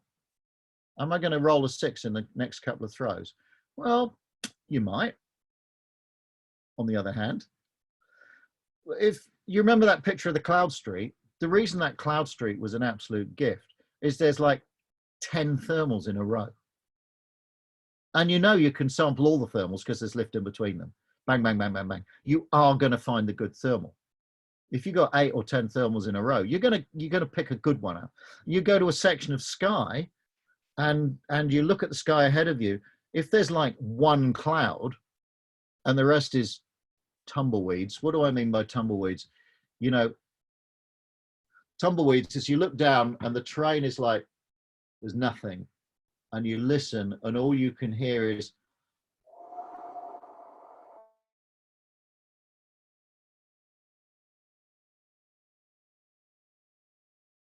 then you've got a problem. If you look ahead and it's bang, bang, bang, bang, bang, bang, bang, cumulus, cumulus, cumulus, you know you're going to pick a thermal out. So the number of thermals that you can choose is a huge part of finding the right climb. It's massive. Yeah, somebody said, Dave and Jen said, the quality of the queue ahead is important. I couldn't agree more. Absolutely. You look at some skies ahead and then it's just, oh no. So you have to work out the conditions ahead. You have to have a good idea of the conditions ahead. Now, here's a new concept. You'll probably come across this, maybe you've come across this, but I think it should be at the heart of your gliding decision making. The concept of a threshold. Should I stay or should I go now? If I stay, there will be trouble. If I go, it will be double. There's a switch you throw. The most important decision. If you're running, am I going to stop now? Am I going to stop now? Am I going to stop now? If you're climbing, Am I going to go on this turn? Am I going to go on the next turn? Am I going to go on the next turn? That is your threshold value. If you're saying, I won't stop unless I get 4 knots, that's your threshold value. This guy, this glider here, this guy's threshold value is 4 knots. He's flown through the top of a bubble and it was only bang, bang, bang, maybe a couple of knots. He's flown through the bottom of the bubble and he did a sort of a quarter of a turn and went, nah, maybe 3 knots. I'm sure I can get a 4 knot thermal. And he's gone on and he's got his 4 knot thermal. His threshold value is 4 knots. If his threshold value had been 3 knots, because it looked dodgy ahead, he'd have stopped in the middle thermal. He'd have pulled up, got that 3 knot core. So how do you work out your threshold value? It's pretty difficult. It's pretty hard to know. It's pretty hard to hold this in your head because you have to do some abstract analysis. It is very easy to know where to go. It's very easy to do horizontal navigation. My horizontal navigation routine runs like this. What is my desired track? That is, where's the turning point? Where's the turning point? So what's my track? Lay the track out on the ground, boom, like a tape measure, like a yellow brick road, lay it out on the ground, then look at the track, look at the terrain, look at the wind, look at the sun, look at the clouds. Where's the energy? Pick a route. That's easy because you can lay the track out on the train and you can see it, and you can see the wind and you can see the sun and you can see the clouds and the cloud shadows, and you can do all that. Deciding what your threshold value should be is much more difficult. Deciding what your threshold value should be, you have to look at the nature of the conditions. You have to decide what the day is giving you. Share screen again. You should have it up now. I've drawn from, we've talked about this. If you're at 3,000 feet and you're gliding towards a cumulus, what should your threshold value be? On the day with the big Q, maybe 2 or 3 knots. On the day with the little q, well, maybe 2 or 3 knots. But the probability of finding the climb, you've got a big Q, which is pumping and there's dust coming off the ground. And look, there's a glider ahead of you. What's your threshold value? Or you're gliding off into the Bundu. Conditions are worse. This is a slightly damp area. It's a bit lower. It's a bit wet. And the Q are petering out. You're at 2,500 feet. What's your threshold value? You have to understand the nature of the conditions. So when I'm just stop the share. When I do the vertical navigation component of my decision-making routine, I've got decision-making algorithms which I teach, and I teach to help people learn to fly. My decision-making routine goes, what is the depth of convection? Where is cloud base within that depth of convection? Because the two diagrams I just showed you, you've got the same cloud base, but you've got a completely different situation because one, you've got deeper convection than the other. So what's the depth of convection? Where is cloud base within it? What is the nature of the thermals? And by the nature of the thermals, I mean, what's the lift profile all the way up? How do you have to work them? Can you actually get the lift out of them? Are you hitting continual strong cores that you can't climb in? Or are they all soft and easy? And are they, you know, do you have to throw a 6, or will half of the thermals work? Or is it much worse than that with shear wave over the top and only 1 in 10 or 12 thermals is any good and they're really short lived? So how deep are the conditions? Where's cloud base? What's the nature of the thermals? And all those questions inform your knowledge of what is available. what is available overall today and what is available right now from this point. Because clearly, if you're down in the weeds, what is available is not very much. I'll take anything, thank you very much. If you're up at the top on a really good day, you can look further and say, what is available for the next half an hour? You can look further ahead, but you have to have an idea of what is available. That informs your threshold for stopping and climbing. And I would put it to you that your threshold for stopping and climbing dictates a number of things. It dictates how fast you're going to fly the glider. If you're not going to stop for anything less than 6 knots, how fast are you flying? Well, you got the nose down, you got the flaps up, you're going like hell. If you're prepared to stop in 1 to 2 knots, how fast are you flying? You're flying slowly, you're flying cautiously. Yep, so the threshold dictates the speed that you'll fly the glider, approximately, bearing in mind that the McCready speed to fly thing, we covered that. We know it's not a big controller, but you still fly slowly in weak conditions. The threshold value determines how far off track you are likely to go for a climb. Think about this. If you're sitting there going, oh, it's really weak, I'll take 1 or 2 knots, you're quite likely to say, it looks a bit better over there to my right. It's 40 degrees off track, but that actually looks like a decent climb. I think I'll go over there. You're more likely to deviate. Whereas if your threshold value is high, let's say your threshold value is 5 knots, you're continually ticking off 6-knot climbs, bang, bang, bang. Are you really going to go more than a few degrees off track? Because if you go 40 degrees off track and you get a 9-knot climb instead of a 6-knot climb, it doesn't make any difference. You're no faster. So going off track kills your speed. Whereas if it's weak and you go off track 40 degrees and you get a 2-knot climb instead of 1-knot climb, you're probably going to go faster. There's a diagram for that too, but I'm not going to put it up. It's just too much to do. So the depth of convection, the height of cloud base within it, and the nature of the conditions give you information about what is available from this point and overall.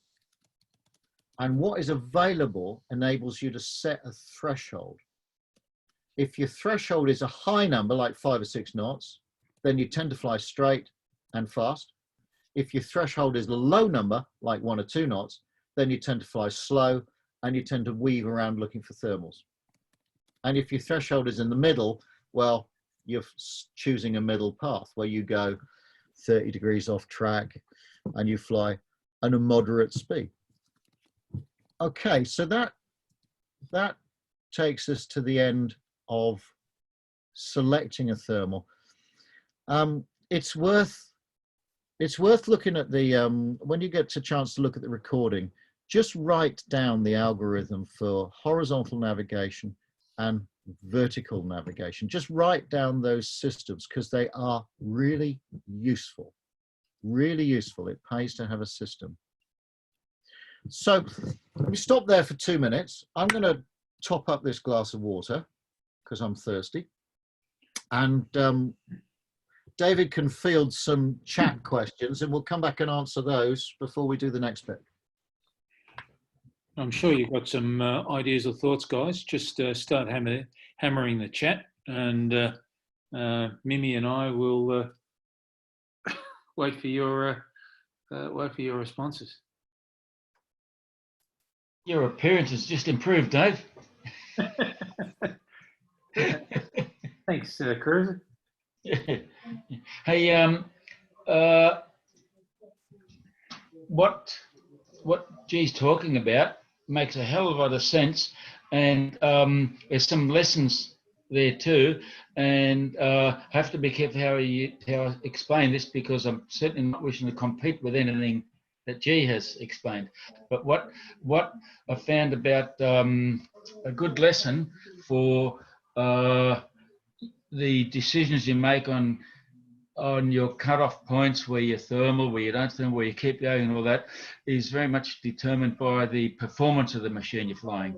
And I remember my early days of cross country when glass machines were just starting to become popular. I was still flying in Olympia in those days. Well, in Olympia, the 10-knot days were not bloody good at all, because you get good climbs, but guess what? How often I couldn't get to the next thermal, to the next cloud. I'd be in a paddock before I could get to the cloud. So your style that you use and the calculations you make that G was talking about is also very much dependent on the performance of the machine you're flying. That's, I guess, all I wanted to say. No point boring along at 80 knots in Olympia because there's an LS4 or something straight ahead of you. You just can't fly to the same style as that guy is. Any other thoughts or comments? Well, we've got a mate named Andy, and he's flying long distances at low airspeed between thermals. He seems to take about half the number of thermals as everybody else and do very well. And it brings to mind what I've said before, and that is that when you're thermaling, you're spending half of your time going backwards. So if you can conserve your height between having to thermal and keep covering miles even at lower airspeed, you're probably going to have a fairly high finished up ground speed. So that's something to think about anyway. It's the Goldilocks effect. You remember I drew that graph of flying fast, flying slow, and flying medium. The reward for flying slow is your average cross-country speed in theory should be slower, but in practice, because you don't get stuck, your average cross-country speed should be higher, could be higher. Yeah. And in addition to that, a lot of modern sailplanes, they are so good in the glide that they can go so incredibly far between thermals and then top up the height that they've used just with one pull-up, that, well, some gliders were designed with the idea that you would never stop in thermal. Something like an ETA, an EB28, even the old Ash 25 was designed so that just flying straight was a large part of its repertoire. I spent a season running an Ash 25 and a standard Lebel back to back. And the difference in flying techniques is extraordinary. I believe it. And this is, I think it was Armin said that you've got to match your techniques to the glider. One of the things that I was taught by I'm flying in the team, it's great because I fly with some great people.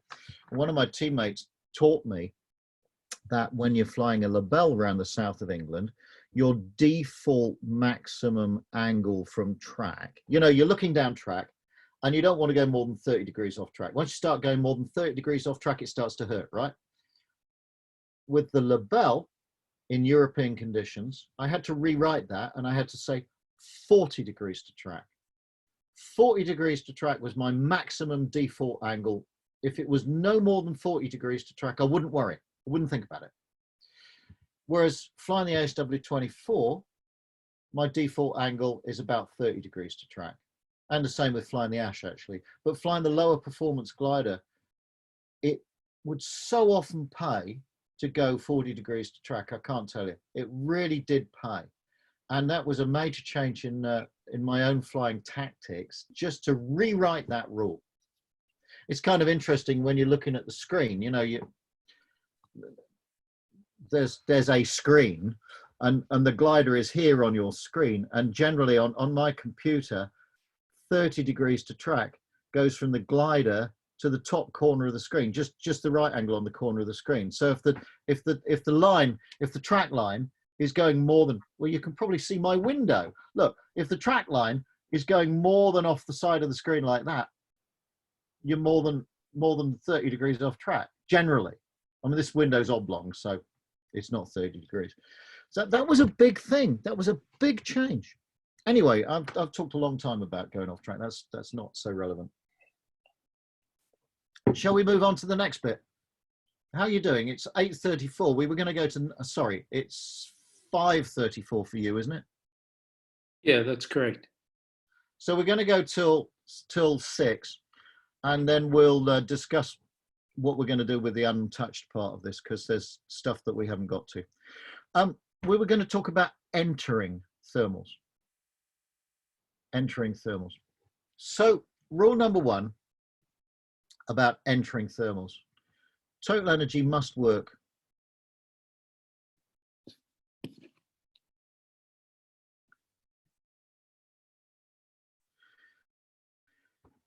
okay. Total energy system, I keep coming back. The total energy system is the heart of your glider. It's absolutely the heart of your sailplane. If your total energy doesn't work really well, then it's extremely difficult to be a good glider pilot. Extremely difficult.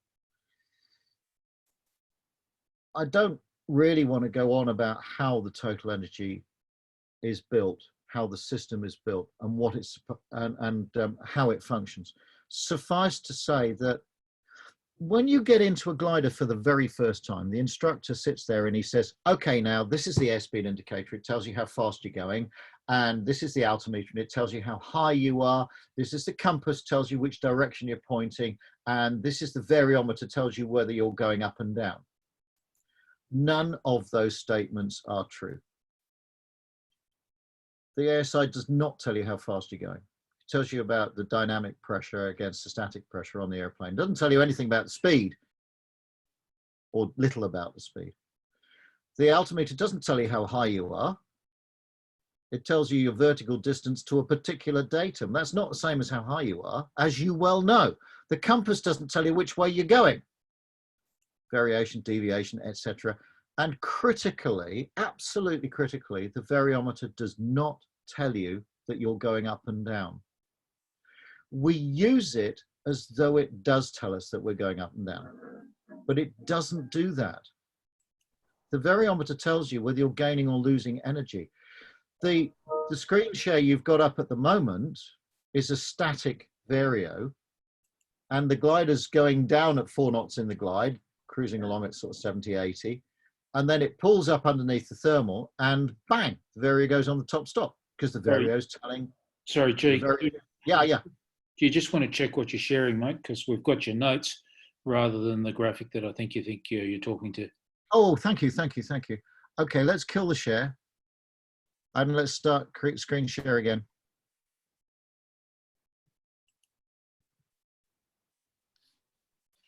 Have you got it now? What have you got now? David?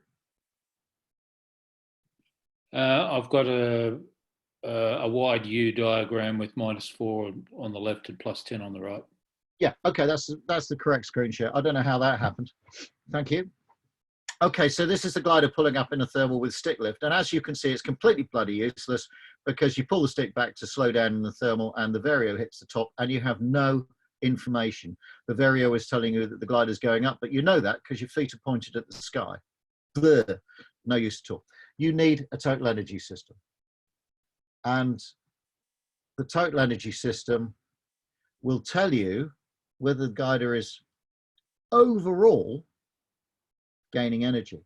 The total energy system sums, if you like, kinetic energy and potential energy. It sums the energy of height and speed,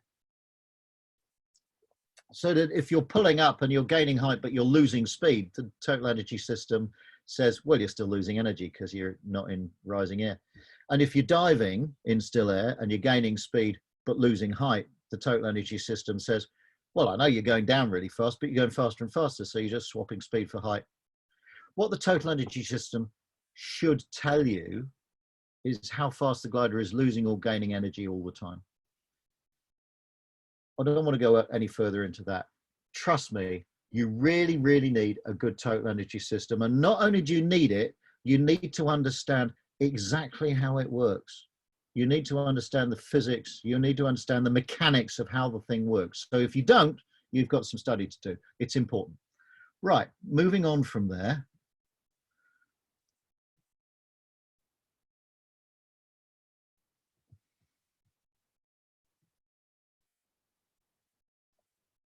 So you run into a thermal. The thermal tends to be a small patch of air. You bang the wing down.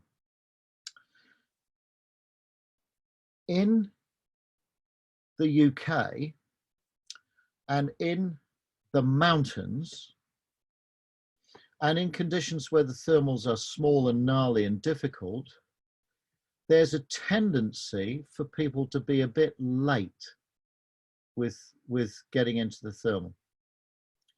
And this is an absolutely typical situation that I see all the time.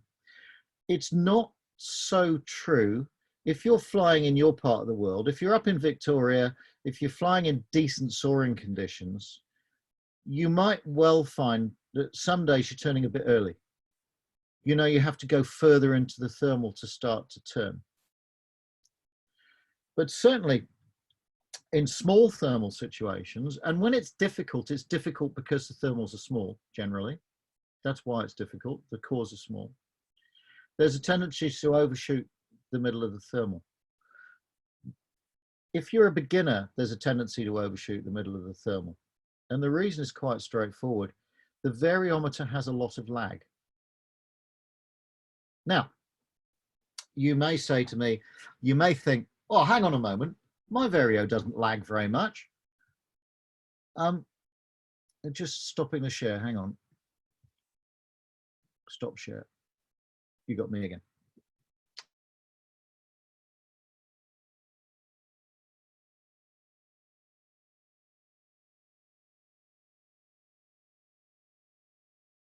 Struck by a gust. You remember I drew the cloud street and the street of thermals from above, and I drew the difference in wind between being inside the street and being outside the street. And we've looked at thermal bubbles, and you know that at the bottom of the bubble there's inflow and at the top of the bubble there's outflow. And if the bubble is coming up through a wind, there is a shear around the outside of the bubble as well. So you can fly from air that's moving at one horizontal velocity into air that's moving at another horizontal velocity. When that happens, the airspeed will either dip or jump. You know, you're flying along. You look at the airspeed and it's going 60 knots, bang, 65, 63, 55, 60. It's all over the place. When you fly in convective conditions, the airspeed's all over the place. If you stand in the middle of the airfield and put your finger up, or stand with a flag, the wind's all over the place, isn't it, in convective conditions? Imagine climbing up to the top of one of those horrible radio masts, you know, one of those long, thin radio masts. Imagine you climb all the way up to the top of one of those, and you stand on the platform at the top, and you do the same thing. You put your finger up into the wind. If it's convective conditions, the wind is not going to be steady. It's all over the place. The flow is not steady. We know this from flying model airplanes. You know, I don't know this from flying model airplanes on a ridge. If you're slope soaring aerobatics, you want to find a sea coast where there's no thermals in the wind coming off the sea. So you get a nice smooth wind. You don't want a bumpy thermal wind. You want a nice smooth one. I fly model airplanes on the airfield. I fly aerobatics off the airfield here. Models all over the bloody place when it's soarable. Particularly the last few days when it's been super soarable, and of course we haven't been able to fly gliders. So the variometer, the total energy variometer, reacts sharply to speed changes which are not compensated for by height changes. If you pull up and the glider slows down, vario takes care of it. If you're flying along and bang, you've got extra speed, the vario jumps. So you think your vario is fast. It isn't. It isn't fast at all. The airspeed driven component of the total energy vario reacts quickly. If the speed jumps, then the vario reacts instantaneously. Because if you think about it, you're doing 50 knots and then you're doing 55. And the pressure changes at the total energy head and the needle jumps. Boom. Very quick reaction. If you fly across the core of the thermal, I'll share the screen again. Let's see if I can share the right screen this time. you should have the glider beginner entering the thermal. As the glider runs across the thermal, initially it's sinking through the air, then it meets a vertical up current, and it has to change its flight path. It has to be lifted by the rising air. It has to accelerate upwards, and then it has to travel upwards for some distance, for some vertical distance, to create a pressure difference around the aircraft that then drives the variometer. There is a lag in the system. There's a small lag in the sensing. You know, the vario might be a little slow, but there's a big lag in the system. There's a lag in what's happening. The glider doesn't react to the thermal instantly. It can't. It has to change its flight path. So the glider flies a curve.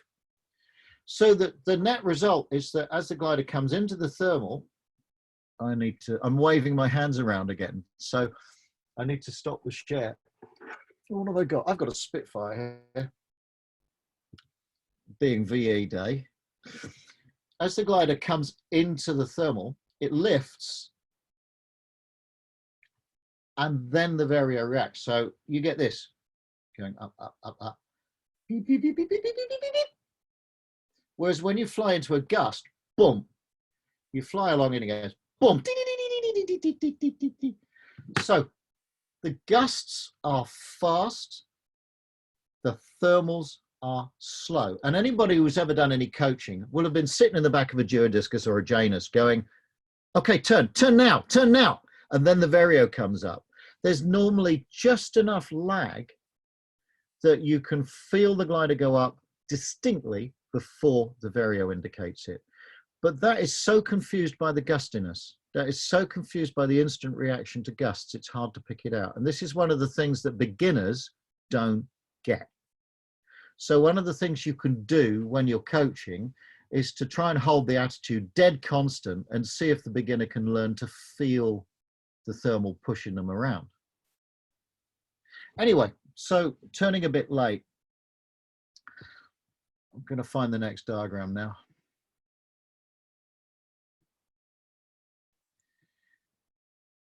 If you're flying fast between thermals, if you're more experienced,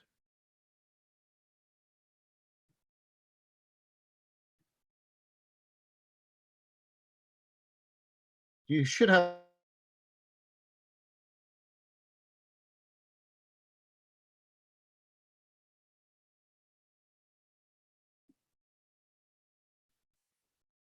I think the internet stopped. Ah, I've got you back again. You should have the diagram. You got that? I've got an unstable internet connection here, it says.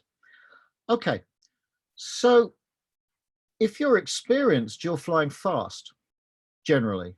You know, maybe you're banging along in a G29 and it's a good day, so you do 90, 100, 110 knots. Even in a Geodiscus, you know, on a good day, you're traveling at 85, 90 knots, whatever. The problem is to get the glider stopped in the right place.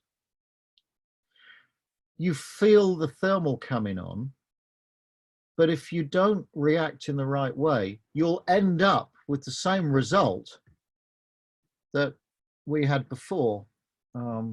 Where's my original diagram? You'll end up with the same result as we had before. You're not a beginner, you're pretty shrewd, you know where you're crossing the core, but by the time you get it racked over into the turn, you're past the core. So, oh, for God's sake, it's that one. That's the one I want. So the nature of entering the thermal is pretty important. Don't pull up as you approach the thermal and run into the core doing like 60 knots with the wing level and right in the middle of the thermal. Thank you, thank you. I'm getting coffee here. The way to dolphin across the thermal, if you want to suck up the most height, that's what you're doing, is you go straight to the middle of the thermal and you slow right down and you suck up the height. But if you do that when you're trying to fly a fast, heavy glider, you're dead in the water. If you're flying slow with the wings level, you're dead in the water. You can't maneuver quickly. Modern gliders are better. something like my Ash 25, if I pull up right in the middle of the thermal and I slow down to 50 knots and I put the flaps down, I can't turn. It's not happening. You put the controls right away to the edge of the cockpit and it just sits there and goes, what? What do you want? So you have to have some life in the airplane.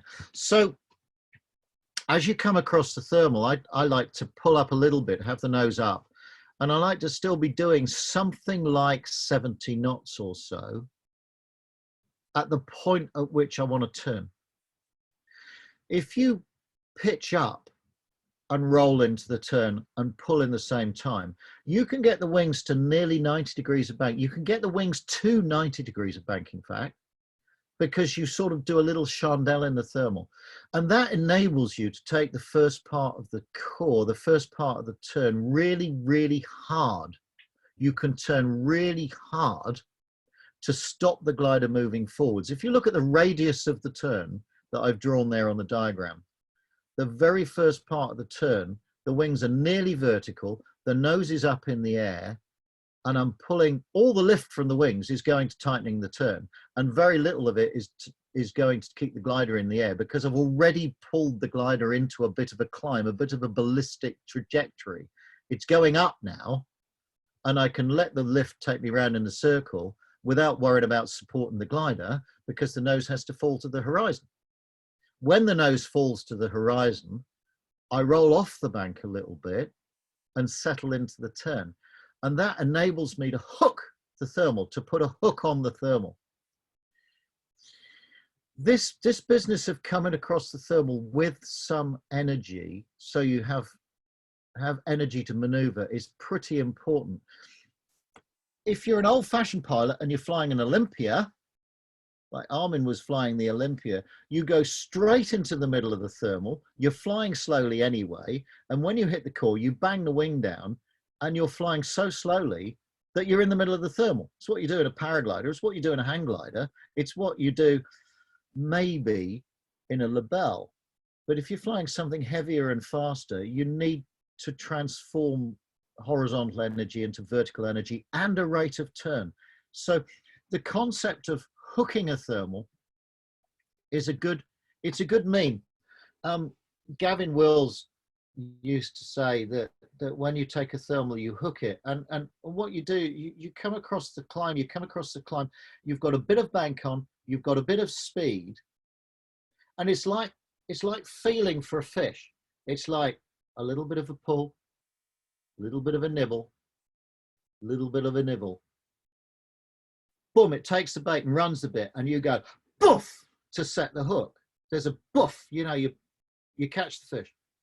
And it's the same with, it's similar, analogous, catching the thermal. You come up across the thermal, it goes push, push, push, push, boom, glider gets pushed up and you go wah, and you stop the glider. You pull up a bit, you roll hard, you're nearly vertical, you go back into the thermal, and before the energy runs out, you just feed off the bank and you sort of soft catch the glider so it doesn't fall away. So up hard, round, pull, pull, ease off the bank, set the flap, load the glider, and then you're into the second part of the thermal entry, which is here. You should have share screen again, Dave. Yeah. Have we got the share screen again? I got a thumbs up. Yeah. Okay. The second part of the thermal entry is here. Sorry, G. There's Where- a question just came up on the chat, which I think is probably worth. Yeah, please. Is the higher entry speed helping the roll rate? Is the question. Yes. The higher entry speed is helping the roll rate, and the higher entry speed is actually helping you to fly a smaller circle when you hook the thermal. Because having pulled up, you can then use all the lift of the wings to pull it back towards the core that you've just flown through, rather than just a bit, because you don't need any lift because you've gone up. Imagine flying a chandelle. You fly a chandelle, at the top, the wings are vertical, or even you're slightly upside down. You don't need any lift. You can use all the lift for changing direction.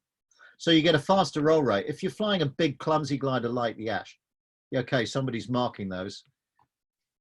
The arrow you pitch up at where the cross is on that diagram, you're pulling it around and you've got the wings nearly vertical. Are we happy with that?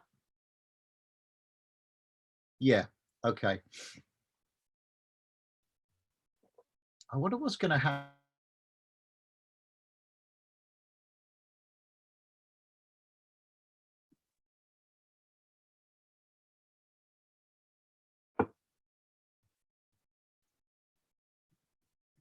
So we just lost you for 5 seconds, Stu. Ah, okay. All right, brilliant. Yeah, the internet's beginning to go unstable as people are getting out of bed. That's the problem. I'm going to have to get a landline, I think. So that's your thermal entry. And now, of course, you're into centering the thermal, which is the next bit. But there is one more part of this that I wanted to talk about. Let's find the diagram. Let's find the diagram.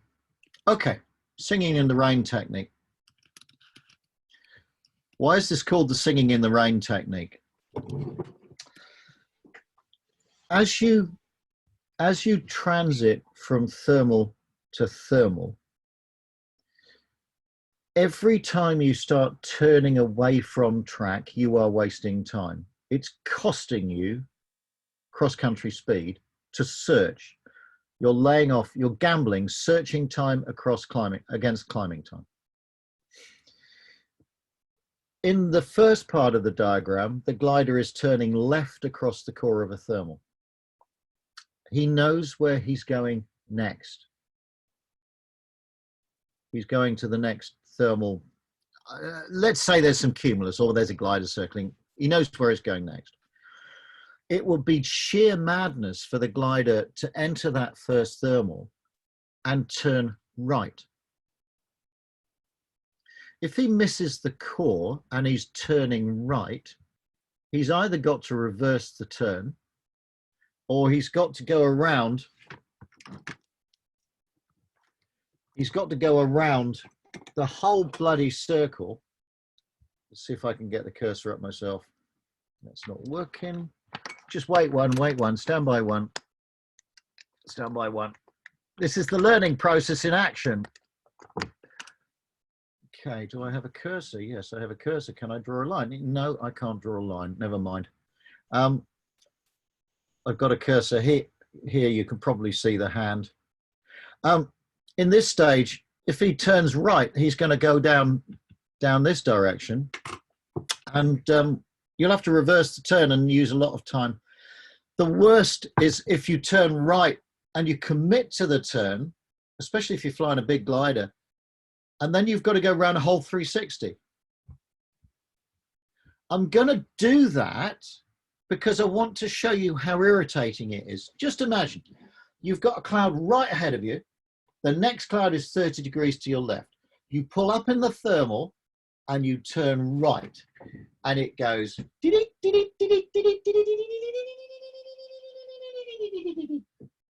Now I'm pointing 50 degrees to track. And it's going to take this long.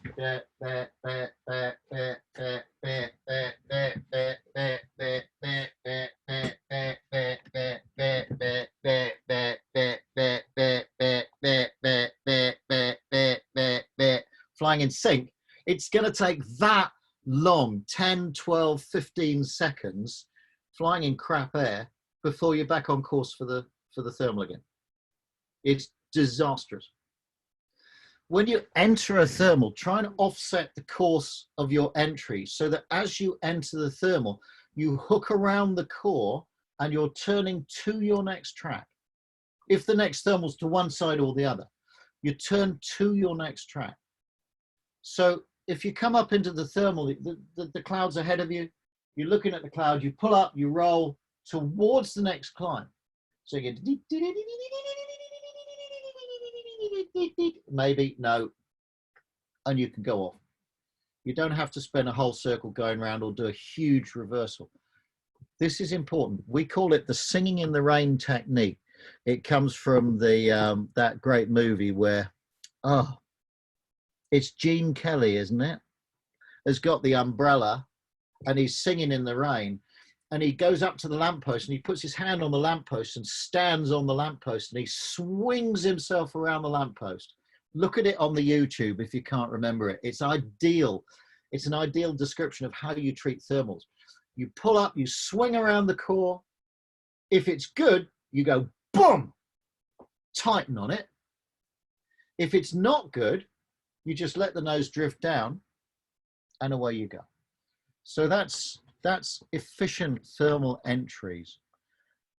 Suffice to say that all this dancing around the sky is great, but whilst you're doing it, you've got to keep a really good lookout for other people doing the same. I could see a cat's ass. There's this old joke. What's this? And the answer is a cat's ass. Yeah. Your cat leaving the room. Good. All right. So that's a little bit on entering thermals. Don't go to the middle of the thermal. Slow down. Try to decide which way to turn. Carve across the thermal with a bit of bank on in the direction that is most appropriate at a moderate speed. Try to aim that when you're in the vicinity of the core, you'll be flying at about 65 to 70 knots, 75 knots, something like that, depending on your airplane. When you decide to stop, pull the nose up a bit, roll hard, pull hard, bloody stop right there. If you think I need to stop here, stop here. Don't stop 200 yards down the road. Stop here. Having racked it over, you'll probably be a little bit past the point at which you wanted to stop. So you have to expand the turn and go back to the core. If you go sailing into the middle of the thermal, wait for the lift, wait for the wing to tilt, put the wing down, you'll probably go past the core. And it's very expensive in terms of time and energy. To slow right down is kind of expensive. All right, that's talked a little bit about stopping in thermals. How are we doing for time? It's we're 3 hours in, 2 hours in, aren't we? We are. So we've hit the point where we need to make a decision.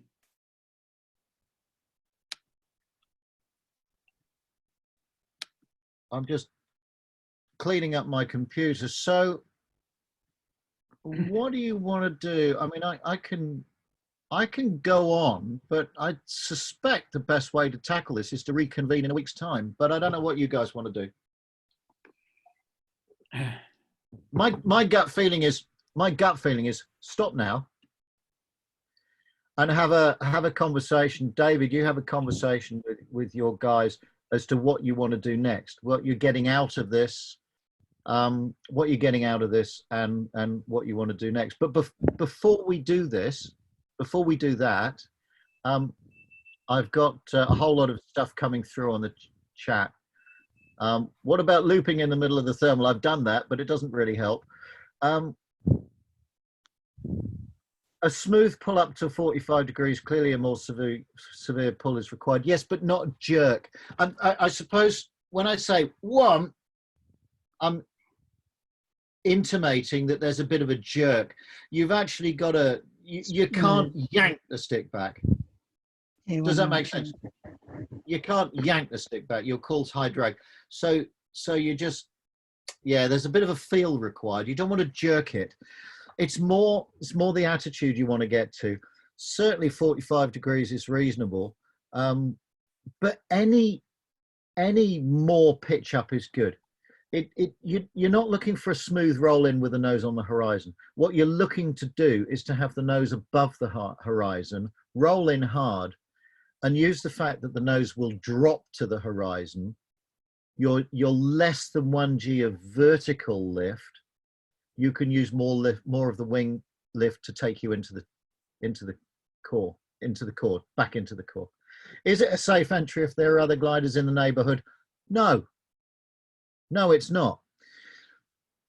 But when you're gaggle flying, especially if you're gaggle flying at a sort of high standard of competition pilots, you know, you're flying a nationals or an international competition, everybody's doing this. And you need to know that you're clear to do it.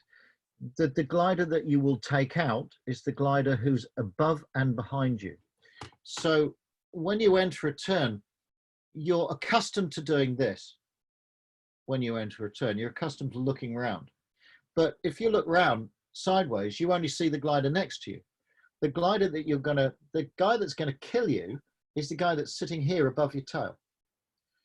So when you look round, you need to be looking round far enough to see the tip of the tailplane. There's my finger, the tip of the tailplane there. If you're not looking far enough to see the tip of the tailplane outside the corner of your eye, you're not going to see the glider that you're going to hit when you do that. It's where the tip of the tailplane is. It's not the guy here. The guy here, when you turn, you're going to go behind him. That guy there, you're going to go behind him. And you can see him. It's the guy behind you. If you're flying in a high standard competition, you're using FLAM. If you're using FLAM, you come in on the FLAM radar and you keep track of the guys that are around you and near you. So you have some idea using the FLAM radar where the local traffic is. It's an aid to keeping a lookout.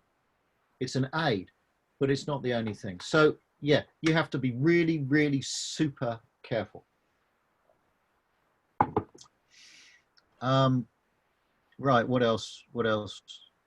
Yeah, people are talking about next week. I was going to say, Jay, I think the consensus is, particularly seeing the Melbourne Gliding Club boys have got a Condor fight in 45 minutes' time, is that we probably can reconvene next Sunday evening. We'll just have to have a look at the time. I think 4 to 6 probably works okay. The only issue might be is that we may find ourselves actually doing some real gliding. But well, if you find that, we'll just move it around. Yeah. The thing I would say is that if I do an evening slot here, then I will be running into poor quality internet. Because at the moment in the UK, guess what everybody's doing at 6 or 7 or 8 o'clock at night? You know, they're all watching Netflix. The blokes are dialing into porn channels. Everybody's watching video of some sorts. You can't get the internet. Whereas late in your afternoon works for me. But we could do 8 o'clock on a Wednesday night. Well, I was actually thinking a weeknight might work well, and probably if we delayed it an hour, so it starts at 1700 here, it kicks off at 800 in POM time. That might work well. So I might run a bit of a quick raffle over the email in the next day or two, but at this stage, you know, unless I hear otherwise, maybe Wednesday morning for you, Wednesday evening for us, would be a good place to come back and finish off what we've been discussing, which I've got to say, been pretty damn excellent. I've been gliding for 40 years, and you know, there's stuff that's new to me. That's you know, it's obviously not a fixed body of knowledge, which is great. Yeah, there's a good domain of knowledge, and what we're doing at the moment, you know, I'm kind of cherry picking. What I've tried to do is lay out a landscape, is to show you the nature of the thinking, and the fact that just that there is thinking to be done, there is training that you can do, there is learning that you can do. Despite having flown gliders for years, you can take a fresh view of it, and there's stuff you can do. Even if you're instructing, you know, there's better ways of teaching stuff. So what I've got to do next is centering thermals and then flying with other gliders, essentially. That was the stuff that we've got left. and that's enough for certainly for an hour, maybe for more. And what I'm hoping to do with the Soaring Engine project basically is take the whole bloody lot online and do essentially 1 hour lectures with half an hour question afterwards in a modular fashion. To do this, but to take one subject and build it from the base. Rather, you know, what we've done today is to go into the subject from the side and to explore various aspects and to lay out the areas of the subject you need to know. So like, you know, you need to know variometry. You just need to know it. And that's a whole subject in itself, but we've just glanced on it. So it's a different approach, but I think we're getting something out of it. It's fun. Yeah, and what my invitation would be to any groups of guys here, maybe a club base or a competency base around coaching or the like, is if they did want to maybe get together and put together a small group that they could run some tutorials with you as well. Yep. We just need to work out the commercial side and the time and the date. Yeah, well, the basis that we've done this works fine for me financially at the moment. You know, I'm not making a lot of money, but then I'm not trying to make a lot of money. What I'm trying to do is to be able to afford to live and at the same time build experience at using this platform. Yeah. That you know, it's obviously there's mistakes being made. The only way to do this, the only way to get good at this shit is to do lots of it. That's the only way to do it. You know, you're not going to learn in a theoretical way. You've just got to do it. Yeah. So I hope it's been useful for you guys.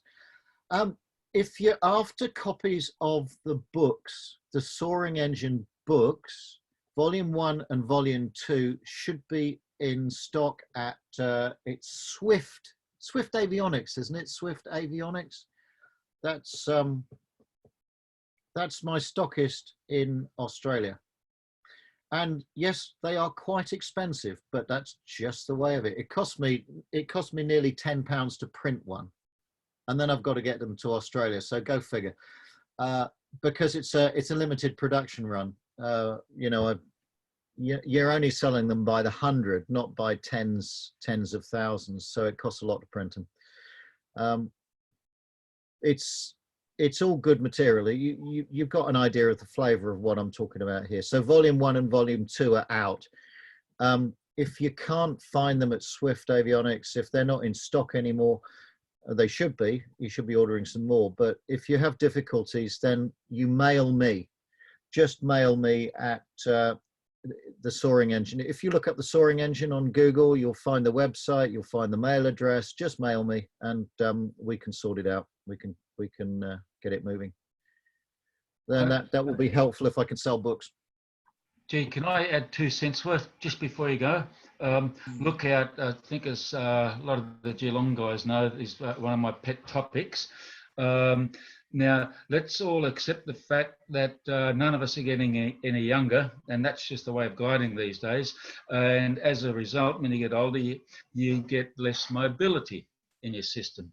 I guess I've been lucky all my life. I've been gliding and doing a lot of comps and things like that where lookout is critical, and I'm often amazed at how I can see further. I can see the tailplane of my glider when people 30 years younger than me do not have as much visibility. So what I'm leading up to here is that what I advocate is testing your own lookout.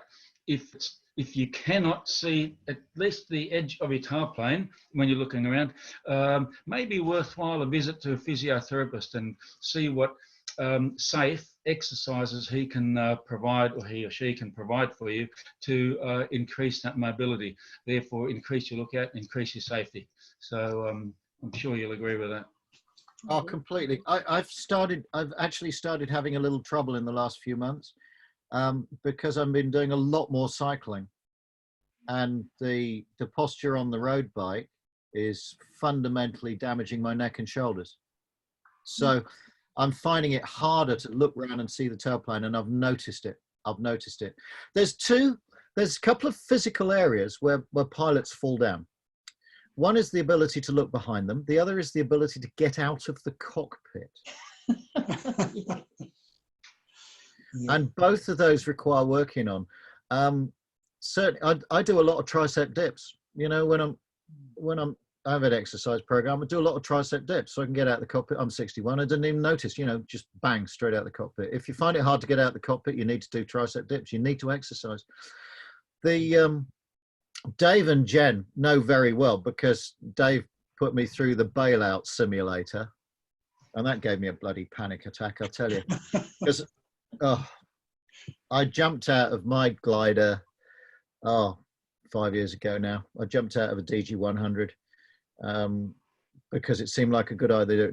When you're going down through 1,500 feet vertically with a stick flopping in your hand, it's time to go. And so I have a very, very pertinent take on the lookout. And I've sat behind lots of pilots. I've sat behind countless pilots who simply do not look out the bloody window. It's the biggest failing of glider pilots worldwide is not looking out the window. And I'm sorry to say this, but Australians are the worst. You're the worst. You guys are the worst. Kiwis are second worst. Sorry, Dave? We're going to have to fit rear vision mirrors so that I can see out of it behind me. I tell you, I can't turn my head around that far. No, but what you do, one thing you need to do is leave your shoulder straps loose. Mm. You know, once you're away from the ground, just slacken off the shoulder straps a bit so you can sit up and you can turn your body. If you're strapped right down, it's hard because your shoulder straps don't keep you in the glider. They just stop you banging your face against the instrument panel if you stop suddenly. It's the waist strap that does the work. The shoulder straps just, you know, for crashes. So that's really worth having. But yeah, the Aussies are the worst and the Kiwis is the second worst. So you need to work at it. Mm. Okay. Now that you've just told us that the Kiwis are better than us at something, I think you'll probably steal us into action. Well, at least those that have a rugby orientation. Yes, well, I am half a Kiwi at heart. Although I'm British, I've spent a lot of time in New Zealand. It's yeah, kind of home. Sorry to hear that. All right, guys. Well, it's been nice to talk to you, and we'll reconvene at another stage. How about a rear pointing camera and screen? Yes, a great idea. I can't see the tailplane of my 19. No, you probably can't. And if you're sitting in the back of a Janus, you can't see behind you at all. Or the original Nimbus 3Ds. It's bad enough in an original Duo, you can't see behind you. And that is, you know, blame the manufacturers, don't blame me. I used to have a Lebel. That was great. Mm. All right, I'll see you next time. And yeah, Dave, bang me an email and see what you think. I hope this has been useful. I'm going to carry on working on the books now. Yep. Yeah, No, thanks. look, I think it's been well Thank you. worthwhile, mate. Thanks very much. Yeah, thank you. Great to catch up again, G. Yeah. Yeah, it's good to see you guys. Great. All right, look after yourselves, stay safe, and we'll see you next week. Okay. Thanks, G. Okay. See you in Narromine. Good night. Toodaloo. I know we'll talk, David. Yep. All right, I'm going. See you, mate. Have a good breakfast. Ha. We better go. Well, don't go just yet. Don't go just yet. Good on you, Dave. That was good. Yeah. Oh, excellent. Yeah. Well, I got to say, you didn't lose much over the Zoom medium. It still seemed to work okay. Yeah. It's still there. Yeah, I think it's good that you know, good we're providing a platform for G to hone his skills in this area. You know, it's obviously going to happen a lot more for the next few months, so it's good to see. Yeah, and I think it just tends to show that this type of technology, whilst it's not as intimate as face-to-face meeting, still is pretty good at you know, sharing information and knowledge. Oh, certainly. Yeah, there were new things, new thoughts there for me. The sucker gust, explaining that you know, jump you get on the variometer, and heck, you might be sucked into trying a turn and there's nothing. I thought he put that across very well. The rate of climb, you know, I've seen that before. He explained that very well, versus the strength. You know, if you increase your rate of climb from 1 to 2 knots, you double the rate of climb. If it's from 5 to 6 knots, you know, the difference is not that great. Yeah. So don't leave your 5 knot thermal in anticipation of getting or don't give it away in the thought that, oh, there's 6 knots ahead of me. Because it's not going to make much difference. You know, by the time you've centred your thermal, and you know, you may as well take the climb you've got. Yeah. Because the difference is not that great. Yeah. I'm actually leaning towards bringing him back for part 2 on Thursday night. What is